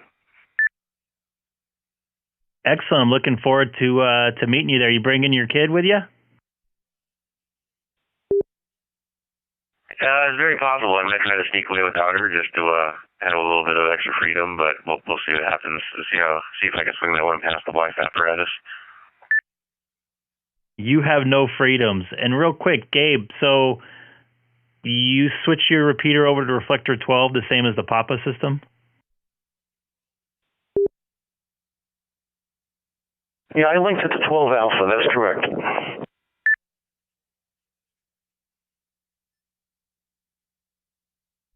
Cool. We have some pretty serious coverage here in Southern California with repeaters now.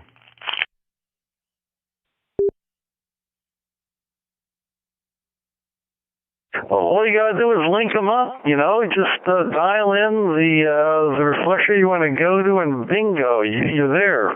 Yeah, so between the Keller Peak machine, or this is Santiago, I'm sorry. So between Santiago and Cypress, I guess we got, you know, a good portion covered.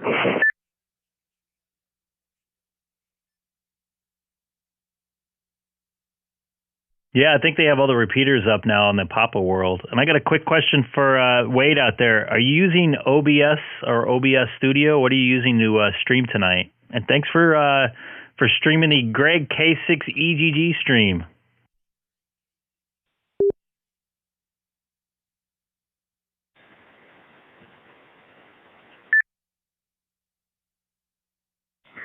Okay, I think I got it. Yeah, I am using the Streamlabs OBS and a few little plugins here and there, just for the graphics. But yeah, I'm not real super adept at all this. I'm just kind of getting into it myself, so it's a learning process, believe me. So, but yeah, Streamlabs OBS is what I'm using. Yeah, believe it or not, it's actually a lot to get the stream going, and you know, switching different sources and whatever else. Oops, I just lost myself there. And getting them all aligned and getting everything right. And I have interesting issues with my graphics down below my face. So if I can go to my source selection, which is my other computer, I have it changing colors because sometimes the white with the web pages doesn't show up, so I lose my graphics. So just having stuff aligned like that took forever, and synced up, and then the quality and the format being correct and not having much of a delay is an issue too. Because I had to delay my audio to match my camera because of the Camlink has an inherent delay to it.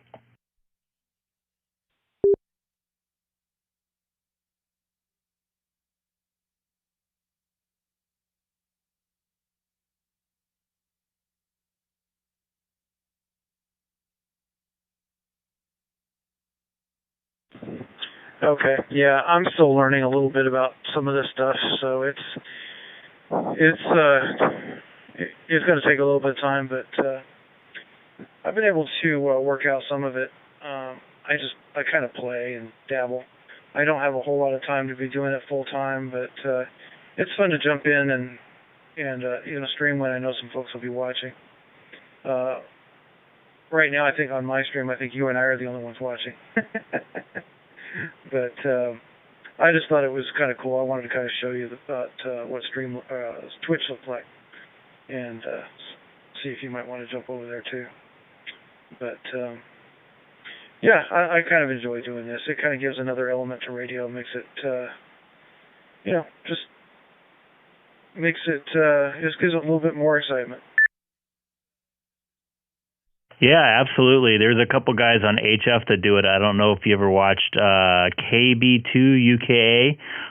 Doug, he's out of Long Island, New York. I've chatted with him a few times via email. We exchanged some help with each other.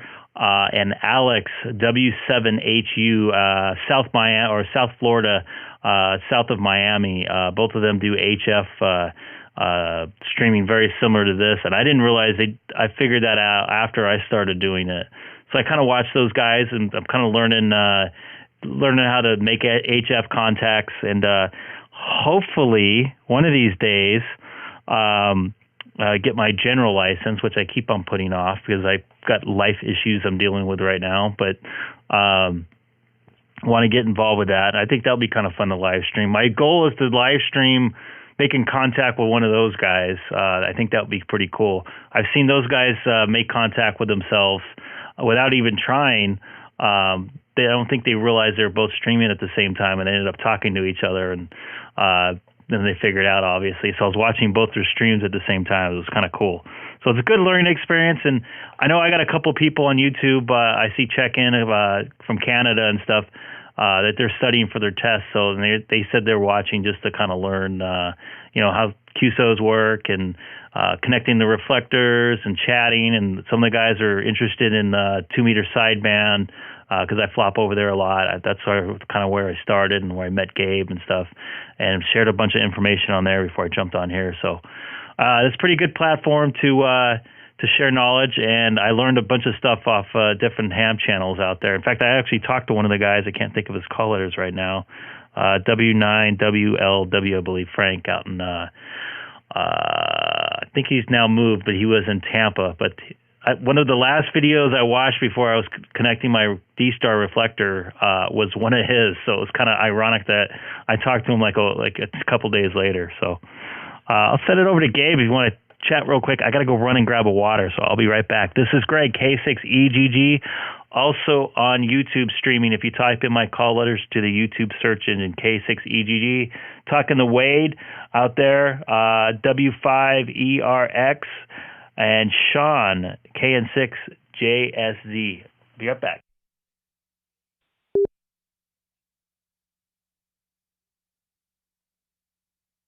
Okay, I guess I'll take it. So, Wade, how many DStar repeaters do you have that in your vicinity?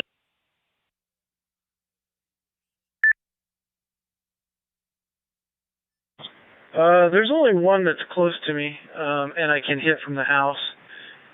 It's got all modules active,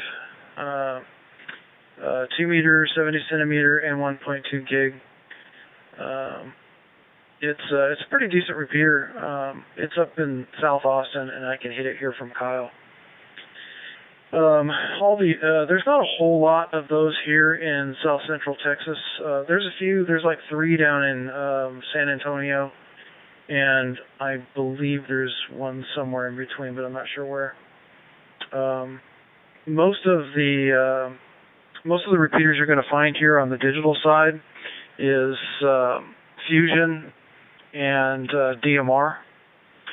There's some P25 active here and there. It's also few and far between, kind of like DStar.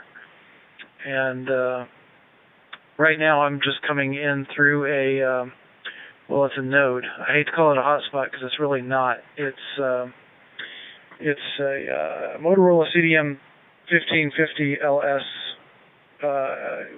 interface to a STM32 DVM repeater builder board, and that's how I'm accessing currently. W5ERX, back to you.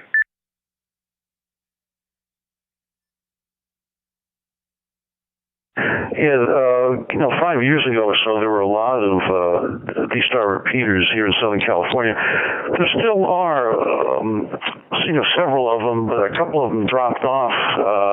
Like HRO, they had an A, B, and C module, but they've been having their roof fixed for, 6 or 8 months now, and they still haven't put their antennas up. So I don't know what the story is there, but they keep on saying that sooner or later it's going to happen. And then we got, in some of the mountains around here, there are some DStar repeaters that really have very good coverage.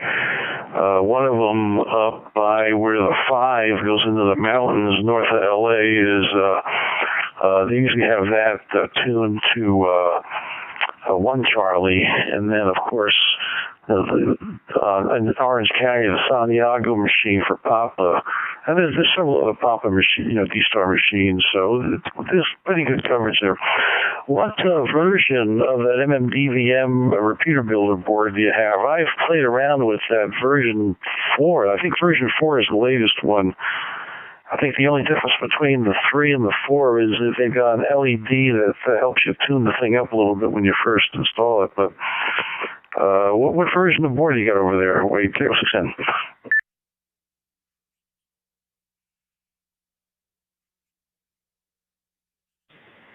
Well, I bought it probably a year and a half ago, so I want to say it's the latest one. It does have the light. It does have the light that helps you tune. It takes a little bit of tweaking to make sure everything works. I set it up primarily for P25, but I found that it works so much better for everything else, so I use it quite a bit for everything. But I believe it's that latest version, if I'm not mistaken. And I'm not sure if the version before had a light on it or not for the tuning, but this one certainly does. Back to you. W5UX.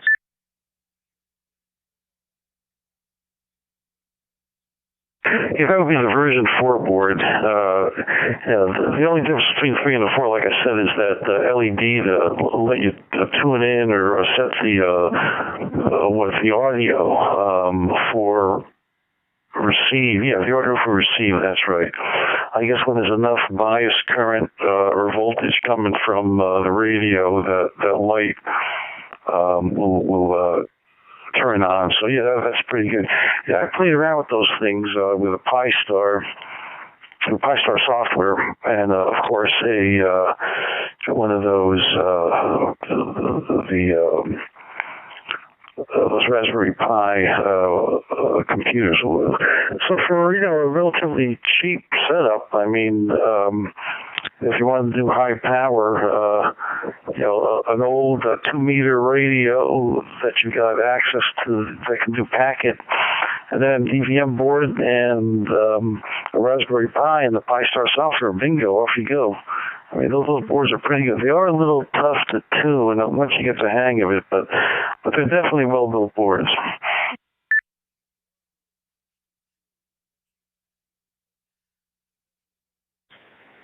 Well, the thing that I found that I like doing it that way, the hotspots are great, and I have a few, and I've built a few, and I'm getting ready to build another one on Friday for another friend of mine. He just got all his parts in, and he's going to come over here Friday, and I'm going to show him how to put them together and get it programmed up. But the reason I like doing it this way is as good as those things work, it's nice to have a real radio attached to the board, and it's a little more stable. You don't want to have having as much drop packets and stuff like that. On P25, it's a lot more critical, and that was kind of the driving force behind doing it. But generally, and you can tell me from my audio because I'm not listening to the output, obviously, but you can tell me if I'm having any drop packets on your end. And I haven't even hooked it up to an analyzer. I just did it did it with the light and a radio transmitting into a parrot, and I was able to get everything working, and I left it. I haven't even hooked it up to an analyzer yet, so and it's been kind of sitting the same way for about a year. But you can let me know if it's dropping anything on your end. No lost packets. Very good audio. Sounds pretty good. The audio sounds real good. Okay, well, listen, I'm not going to hog it. So, Sean, do you want to jump on there? If not, then I'll pass over to Greg. K6EGG. I'm happy just monitoring right now. It's kind of interesting just learning about DStar a little bit more. It's a whole new world for me, so I'm just kind of just taking in the info right now. Okay, very good. Have you ever looked at the N6CYP page on QRZ? I have not, but I will right now. K6JSZ. Okay, so if you go to that page and you scroll down a little bit, there is some instructions in there. There's a picture about how to program the memories for your DStar radio. The shot was taken from a 5100, and with DStar, if you go to different reflectors, through a repeater or whatever, or through a hotspot, it's best to program the memories of the radio. Like, for instance, if you look at that memory 119, you see N6CYPCQ. And then on the right, you see the commands. You got the repeater 1, the repeater 2. So, like, for instance, if you wanted to switch, if you were monitoring and you weren't sure what reflector the repeater was on, you would go to location 120 and you the machine, and the machine would come back and tell you, I'm hooked up to this particular reflector.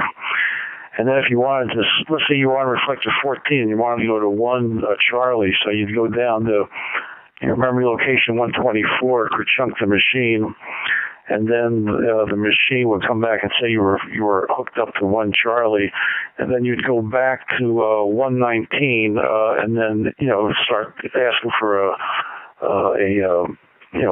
CQ and a QSO with somebody. Unless somebody else was talking to them, and then you could hit them. But when you are in the N6CYP-CQ memory, you're basically using the repeater, whether it's hooked up to a reflector or not. So if it's not hooked up to a reflector, it's just a local QSO. If it's hooked up to a reflector, you're talking to that reflector. So anyway, that's in a nutshell. Anyway, back over to you, K6EGG.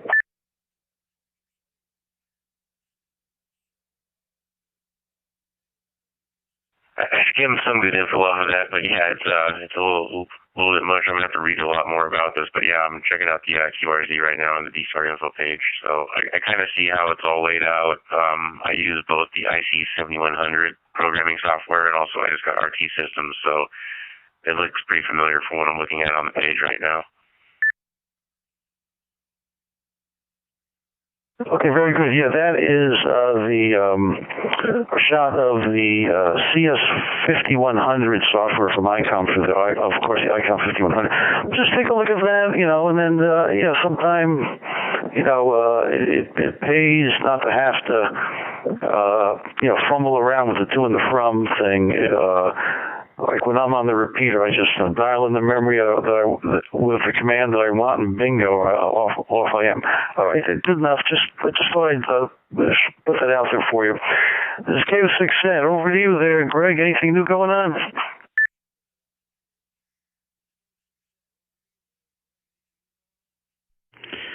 Not all too much. Just enjoying the conversation. I remember you explained that to me, and I was very overwhelmed, and I ended up kind of messing with my Icom 9700 that night and trying to figure out what you said and use that knowledge into making my programming of my radio right. And I ended up figuring it out. So it is a little much. I still don't understand. I kind of do now with the RPT1, RPT2 now, as well as the call sign in there for the CQ and stuff, with interacting with my radio. So that stuff, once I started using it, it made a lot more sense to me. And I still don't understand how to explain it, but it basically, with the top part, the 2 with the CQ, you're telling your radio what you want either the repeater, or in my case the DStar hotspot to change and what I'm going to use it for. So it kind of makes a little more sense now. Now back to you, K6EGG for ID.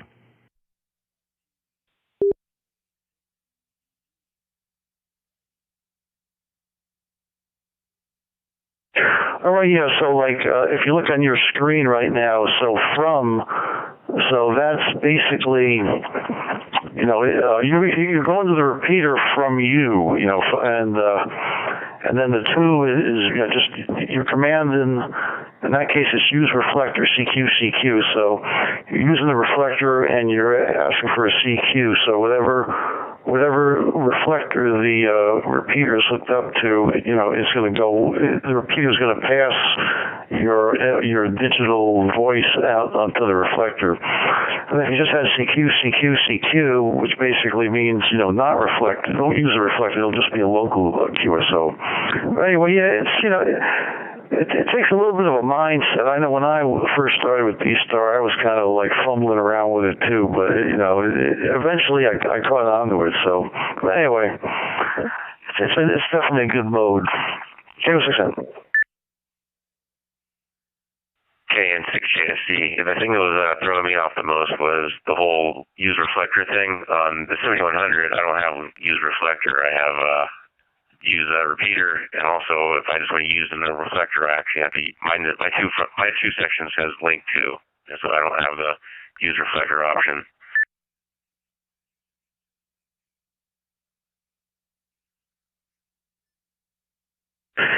Yeah, I see. I think the 7100 might be just a little bit different in the way that the nomenclature is. But anyway, all right. So if you got any questions, I usually do monitor the this repeater, the N6CY repeater, or the what do you call it, the Anaheim repeater on top of the 2-meter repeater on top of the VA building, or 14652. I've been known to frequent that thing too. I think I talked to you once on 14652 a while back. Yeah, I usually hang out on the 520 throughout the day. It's on and monitoring the background. If I happen to be at my desk, then I usually will answer back to anybody.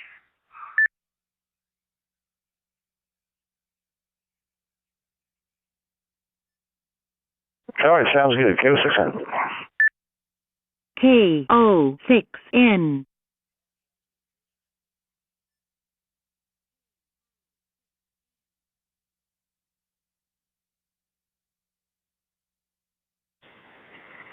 Let me see if I got it. W5ERX. Well, guys, I think I'm going to bail out. I've got an appointment early in the morning, and I think I'm going to call it quits for the night. Greg, are you going to be back on tomorrow night?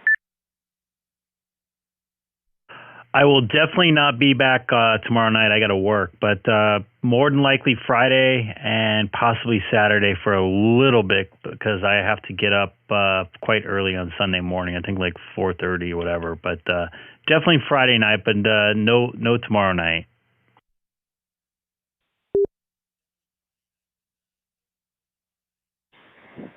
All right. Well, sounds good. I'll see if I can meet up with you on Friday night.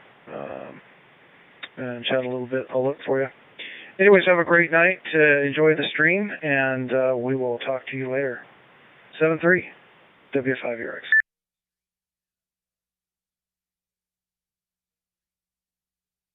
Take care. Have a good night there, Wade. Always great talking to you, and thanks for restreaming my stream. I appreciate it. Maybe we can work on some projects or whatever together in the future. This is Greg K6EGG on Reflector 12 Alpha, and also streaming on YouTube. If you type in my call letters to the YouTube search engine, and you'll be able to hear your voice if you talk to me on your DStar radio on Reflector 12A come out of the computer there.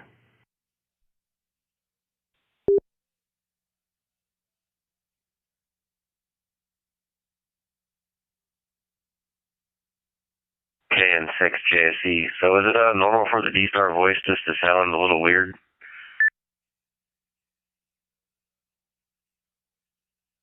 Yeah, that's something you're going to have to get used to.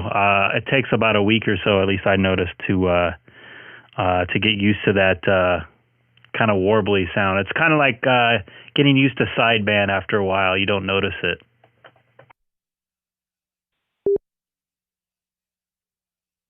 Yeah, that's a good way to put it. Or if you want to show your age, it's like listening to yourself on an answering machine back in the day.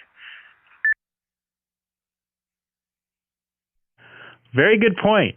That's a good point. I got to try that, actually, because my old voicemail message on my house phone from like 15 years ago probably is still on there, so I got to take a listen to it.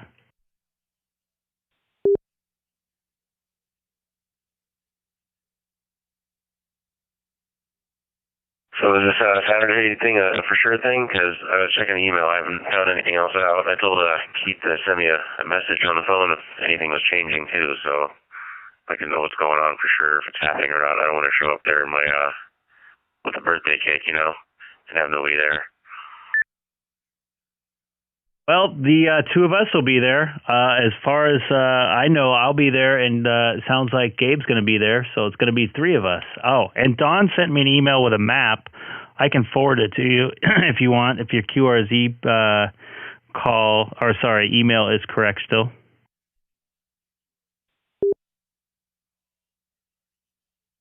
What about the man, the myth, the legend, KN6OS? Will he be there? I don't know.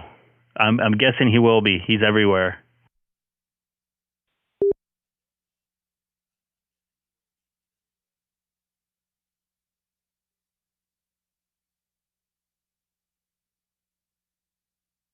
Legend has it, if you say radio 3 times, Fred will appear.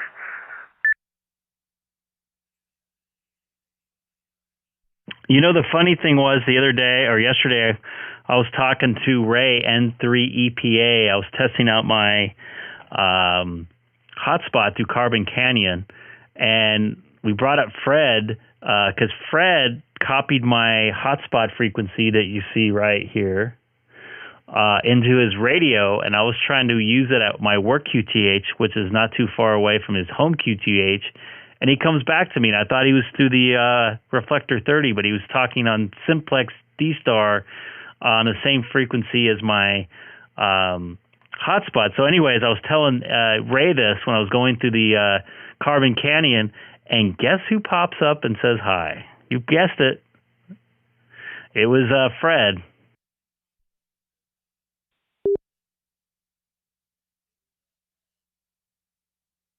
Yeah, Fred's everywhere. I hear him on HF a couple times on 80 meters. It's kind of funny. Hey, let me see if somebody's out there. KD6 BWX. You copy? K6N?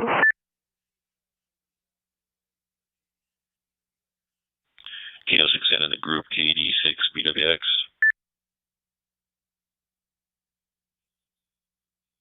Okay, very good, Jeff. Yeah, Jeff, if you're near a computer, if you go to YouTube and then type in K6EGG Live, that's K6EGG Live, this conversation is being streamed on YouTube.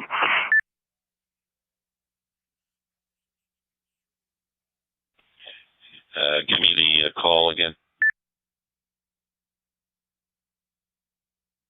Yeah, it's Kilo 6 Echo Golf Golf. Kilo 6 Echo Golf Golf.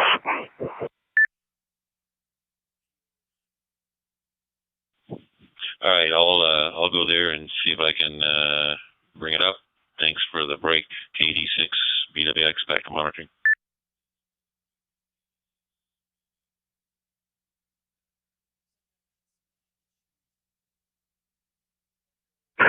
Okay, yeah, so we'll see what happens with Saturday, and let's see now. I think Don's going to get the picnic tables reserved, and I guess everyone's going to get there. I don't know, around 10 or 11. There's no real set time. I believe it's like 11 to 1 is where the main activity is going to happen.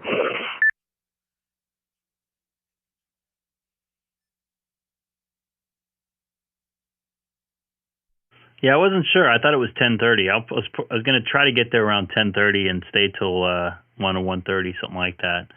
Then maybe grab some lunch. There's a barbecue place over Santa Maria Barbecue. It's called. It's right at the 5 and 91. I might shoot over there after on the way back. So I'm using that not in that area too often, so I'd love to try that out again. So looking forward to meeting everybody and putting some faces to names and voices, so I don't get to see you guys. Looking forward to it. And I met Don a couple months ago, but I didn't really get to chat with him too much. So I'm looking forward to chatting with him as well.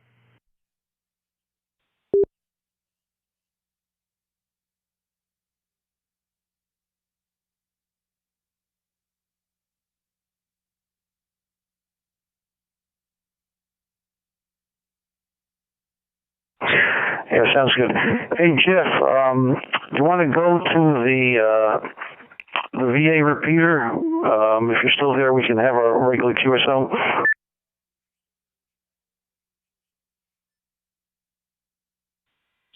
Yeah, sure. I'll QSY KD6 BWX.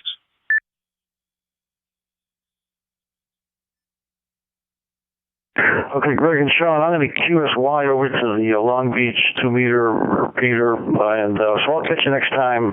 If you're still on, I'll come back after I talk with Jeff. So this is K6, and I'm going to QSY at 2-meter FM. Oh my gosh. Okay, 73. 73 there, Gabe, K6N, K6EGG, and also Kurt, are you out there, and N6ATC. This is Greg, K6EGG, also with Sean out there. I'm always drawing a blank here, KN6JSZ. Yeah, good evening, Greg. N6ATC here, just listening in. How have you been? Did you have a good week? It's been a very interesting one, I'll say the least. I don't know if it was good or not, but I'm just kind of dealing with some stuff around some personal stuff. But it's great to get away from that and hang out on ham radio for a little bit. It's nice to hear you. Did you have a good week? Yeah, pretty good. Our house has been up for sale, so I got all my radios boxed away, and I put my other QTH. And we're actually figuring that we may not even sell this house now, so I was going to move the whole shack up there. So what I think I'll do is leave my flex stuff and operate it remotely from there, and bring all the other stuff down here, and then reset everything up, which is just going to be a gigantic pain. But you know how that goes. N6ATC. Hey, well, maybe you can find a better way to hook things up you make life easier. You never know. Did the housing market go south all of a sudden? Because I know some people that are having some same issues with trying to sell their house. I guess interest rates went up or something. No, it's not that. I've got a floor for the price that I want. We actually got an offer, and we took it, but then their financing fell through, so that didn't work out. So we'll see how it goes. We might give it another week and then reevaluate. But yeah, so I'm looking at a shack rebuild here, and I'm going to do things a lot differently. I'm going to have stuff in a better desk-type situation, and then have some space between the desk and the wall so I can get behind it and route cables neatly and stuff like that. I don't know. If you ever looked at my QRZ page, you'd think that I was a mad scientist or something, but I'm not. I'm just kind of messy.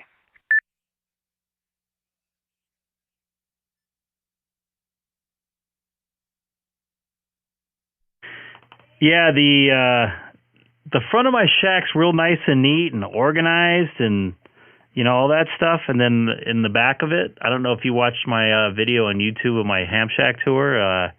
It's pretty gnarly in the back. and I'm pretty neat about cabling. I do it for a living, so, and I don't know why I wasn't neater about it, but I kind of didn't have the resources to buy all the cable I wanted at once to harness it all in nice. So I just kind of laid a cable on top of a cable, and you know how it goes from there. Yeah, what amazes me is how things, you can walk away. It's like air traffic controllers in your headsets. You put your headset in your locker, and it's all nice and neat, and you come back the next day and pull it out, and it's all tangled up. Well, what happened?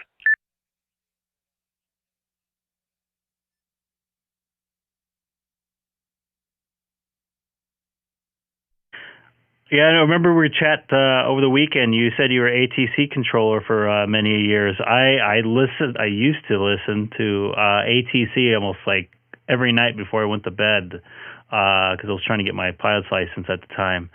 How do you deal with all the call signs and everything happening so fast and not having time to catch up on it? Is that something you enjoyed? Oh, yeah, I liked it a lot. I worked in towers and radar approach controls, and, yeah, I love that job. As far as dealing with all that stuff, controllers are extraordinarily trained individuals, and there's a pretty high failure rate in the training programs, so only about half the people make it through. So you get trained how to deal with that stuff. The big part of it is, prioritization of duties. You learn pretty quickly what's important to do now. I can remember a couple situations where I made a mistake and didn't slow a guy down or didn't turn a guy or whatever, and I can remember one day it took me 40 minutes to catch up for that one mistake. So those things happen, but yeah, you're pretty well trained on how to deal with stuff. Yeah, I remember when I was a United guy, when I was traveling. I don't know if you realize, but there was like Channel 9 or whatever you can tune to in the plane, and you can hear them, talk to the pilots talk to controllers all the way across the country, and it was like a symphony almost, so to speak, of steps every time they made a contact with an airplane. So I can kind of see what you mean, and as far as trying to get caught up in that, because everything's has its place, and when something gets displaced, I'm sure it takes a while to get all the puzzle pieces back in the right order. Yeah, I had forgotten that United did that, but now that you mentioned it, I remember it. Do they still do that, by the way? The last couple of times I've been in United, I've been on a newer planes, and as far as I know, the newer planes, they don't. But I remember flying on an older 777 to Hawaii, and they even patched through the HF. I think it was Oakland something or other, ZLA, whatever it was called. I can't remember. But you can hear them talking on HF, so that was pretty interesting. Comment. Go ahead. This is Greg, K6EGG. Also talking to N6ATC. Go ahead, Fred. Okay, I got clearance. I got the information November, and this is November 6th for 25 right with cleared away with options. Kilo November 6th, Oscar Sierra. Good evening. Yeah, okay, I understood what you wanted there. That's I haven't worked in a tower for a while, but if you're requesting an option, I guess I could clear you for an option.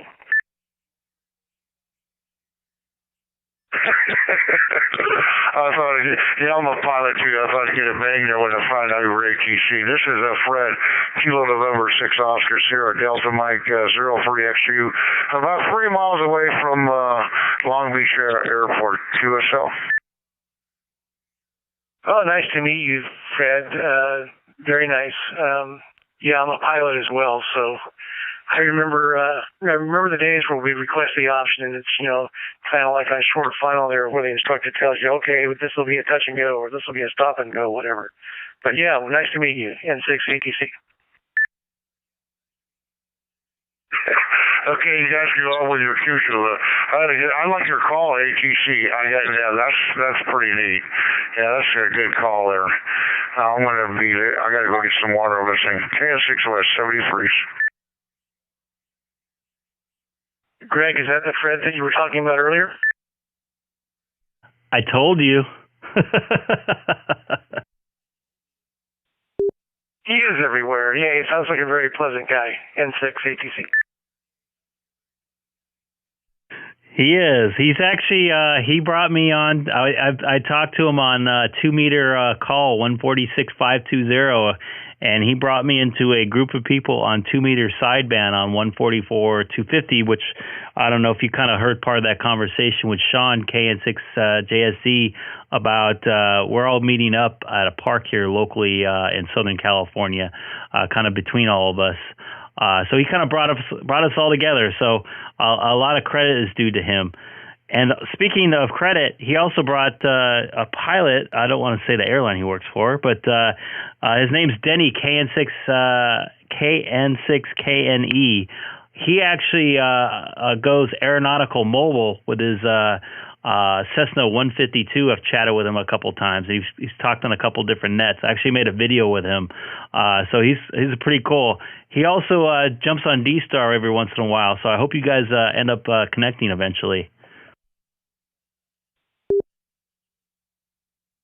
Yeah, that'd be interesting. Yeah, I look forward to that. I have a friend of mine, Chris, in New Hampshire. He flies for, he must fly for American, but he does a lot of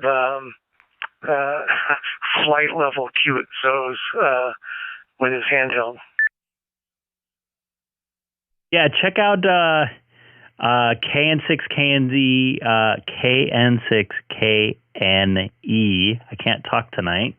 QRZ page, he has a little info on that about the very same subject you brought up. So, yeah, he's made some pretty interesting contacts up there. Comment. Go. Curtis, how long have you lived in Goodyear, Arizona? Since June of 2007, I moved from Anchorage, Alaska to Goodyear. Okay. Because I thought if you lived there earlier, I was driving my truck back there in the 1980s when they were having a lot of shooting going on through that area, through Goodyear. Anybody ever tell you about that or know the history of that town? No, I don't recall that. I know a few years back, some nutcase was shooting at people from the freeway overpasses, but yeah, I don't recall that. That must have been before my time. Yeah, I'm one of the ones that got shot at. They missed my head by a quarter of an inch. Took out the whole windshield out of my truck. Oh, good grief. That's scary. Well, I'm glad they didn't get you. Glad the guy was a bad shot. This was 11 o'clock at night. Oh, wow. Well, yeah, well, I'm glad you're still here.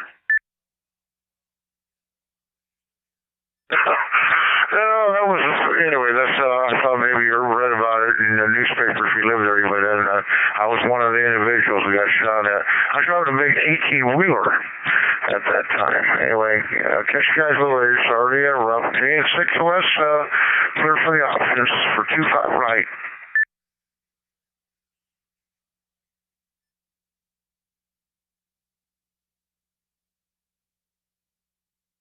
Greg, did you ever look into that cable or trying out Doozy? I actually have a programming cable that will work. I messed with Doozy once. I just haven't had some issues. I've been dealing with a lot of life issues the last couple of days, and I'm going to be very busy with that shortly, so I haven't had a chance to mess with it. Basically, when I get on the stream, that's about as much ham radio as I've been dealing with. So I haven't, but I've looked into videos in the past, so I definitely want to get involved with it. But I got frustrated last time I dealt with this. I'm a little afraid to jump into it again. Hey, well, if you need help, we can do a remote desktop hookup if you want. I can help you there, or we can do a Zoom session or something. Just let me know. You can always send me an email. Cool deal. I really appreciate that. Do you have a way to hook into a Mac? Yeah, I'm pretty sure. It's if we use any desk, I think you can go cross-platform. I've never actually tried that because I've never been in front of a Mac, really. In fact, I think I've only laid eyes on a Mac for a total of maybe 15 seconds in my whole life. But I understand that the Mac version of Smart SDR, which works with the Flex radios, works really well. So I don't know, I may get a Mac Mini or maybe an iPad to try it out. We'll see.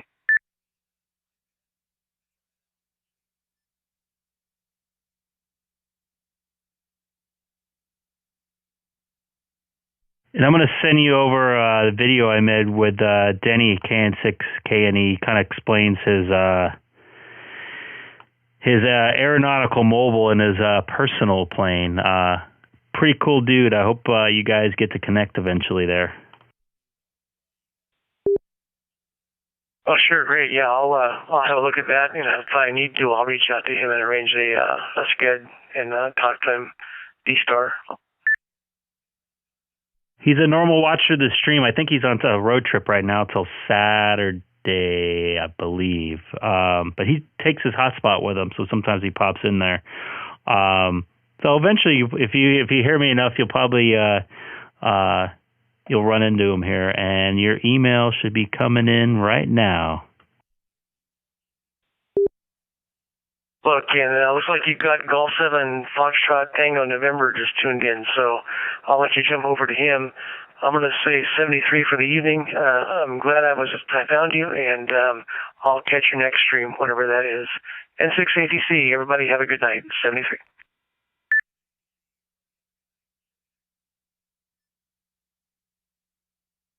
Copy that, Kurt. You take care. This is Greg K6EGG on Reflector 12 Alpha, and also streaming on YouTube. If you type in my call letters to the search engine of YouTube, K6EGG. Looks like we got Martin out there watching and listening on, doing some FT8 on 40 meter right now. Hopefully you have some DStar. Maybe you can jump in there.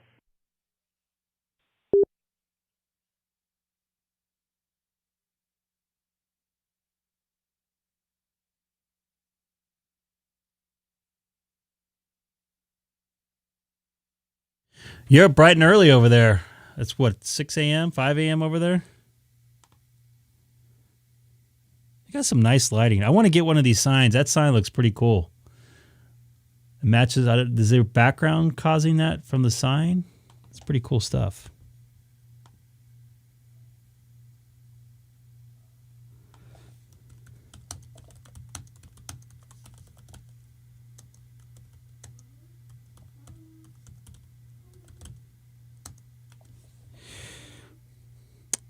So right now I'm monitoring Reflector 12 Alpha.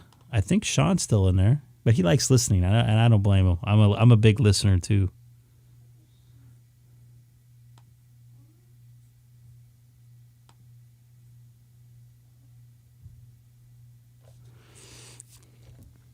Getting a little late here in Southern California. Kind of bummed I won't be able to come on tomorrow night, but looking forward to Friday night's live stream.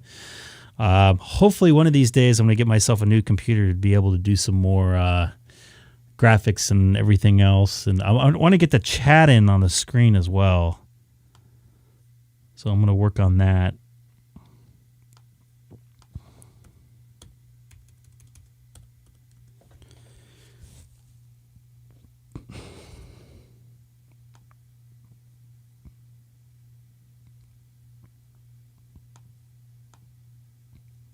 Sean, you still in there watching?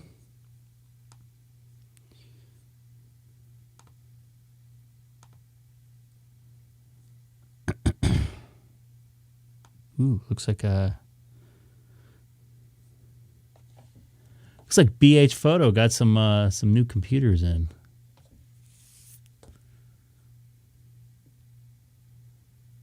Has to be orange. It's the exact model I want minus the orange. Ugh.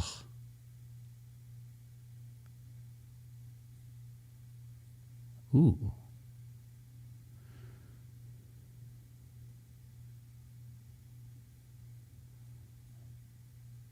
They got this one in now.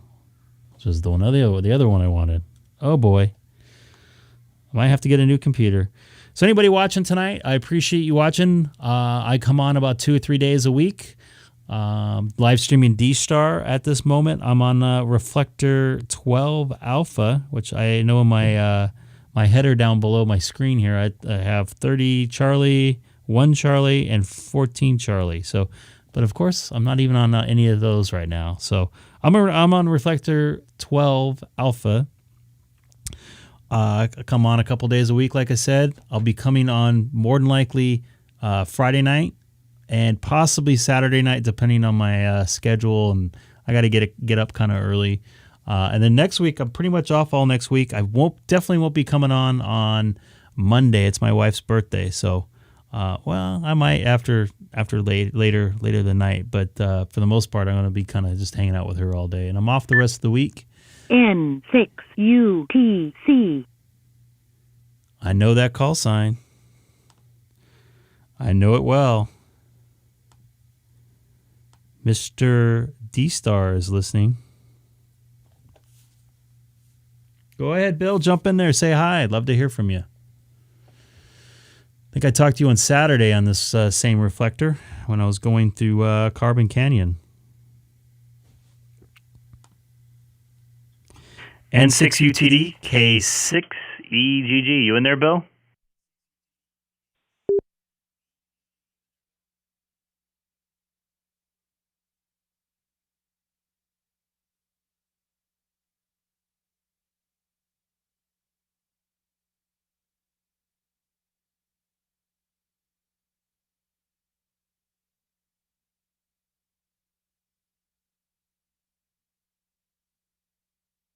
Maybe he's just getting set up.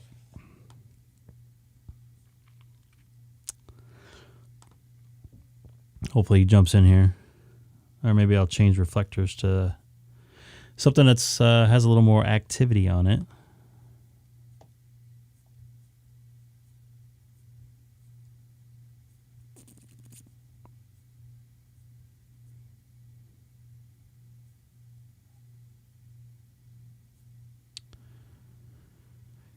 Anybody watching? Jump and say hi in the chat. Looks like we got Martin watching. Swordfish Radio. Man, keep popping.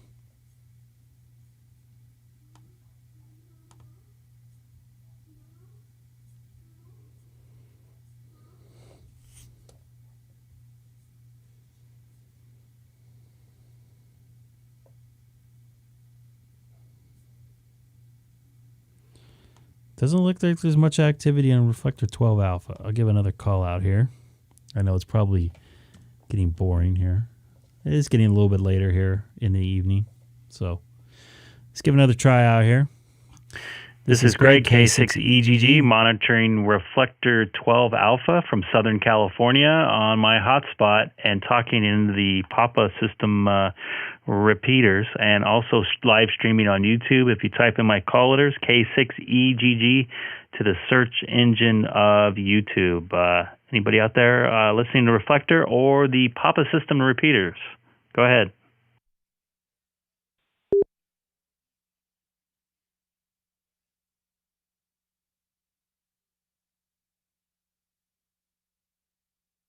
I see Curtis on there. Are you sandbagging in there, Curtis?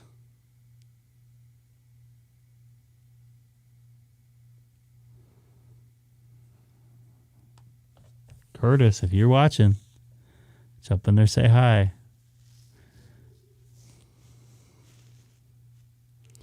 He may have just deleted or got out of there.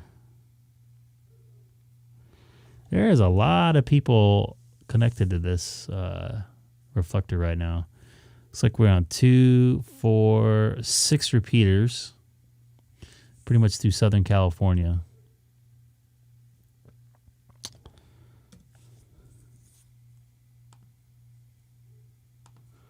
Not a lot of action going on. I apologize. Ham radio is not always action-packed, so...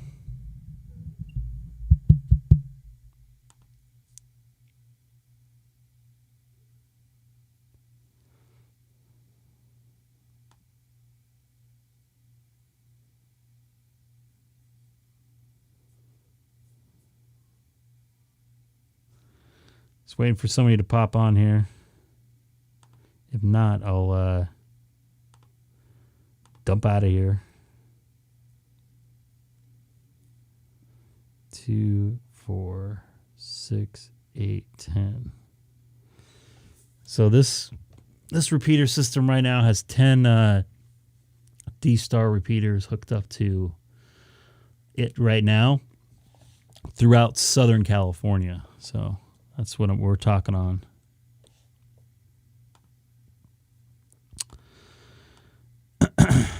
Doesn't look like there's a lot of action going on right now, so I am going to unleak from the reflector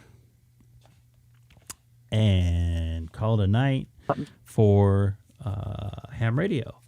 For those of you watching that are new, I come on a couple days a week. I'd love for you to hit the subscribe button. I'm trying to get up to actually, eventually, I want to get to 1,000 subscribers so I can live stream mobile. I have some plans for that I want to play with here in the next couple months, but I have to get up a little bit more subscription base before I can do that. I'm not trying to get any monetization or selling any ads or trying to get sponsored by any chance or any sort of thing. So just out there trying to have fun. Another way to connect with individuals throughout the world, which I've talked to probably 10 or so different countries in the last couple of weeks from all over the place. So I made my first Mexico contact Monday night. What's the night? Wednesday night? Monday night I did. So pretty cool stuff. So hopefully I end up making some more contacts and spreading some love on about ham radio and let people know that yes, things are still alive and DStar is still hopping. There are still people out there, even though it's pretty quiet tonight. I know that it was a little busier earlier this evening. So anyways, I just want to say thanks again for watching, and I'll be back on Friday night, hopefully, if everything all goes well the next couple days. So anyways, take care. This is Greg, K6EGG. Have a good evening.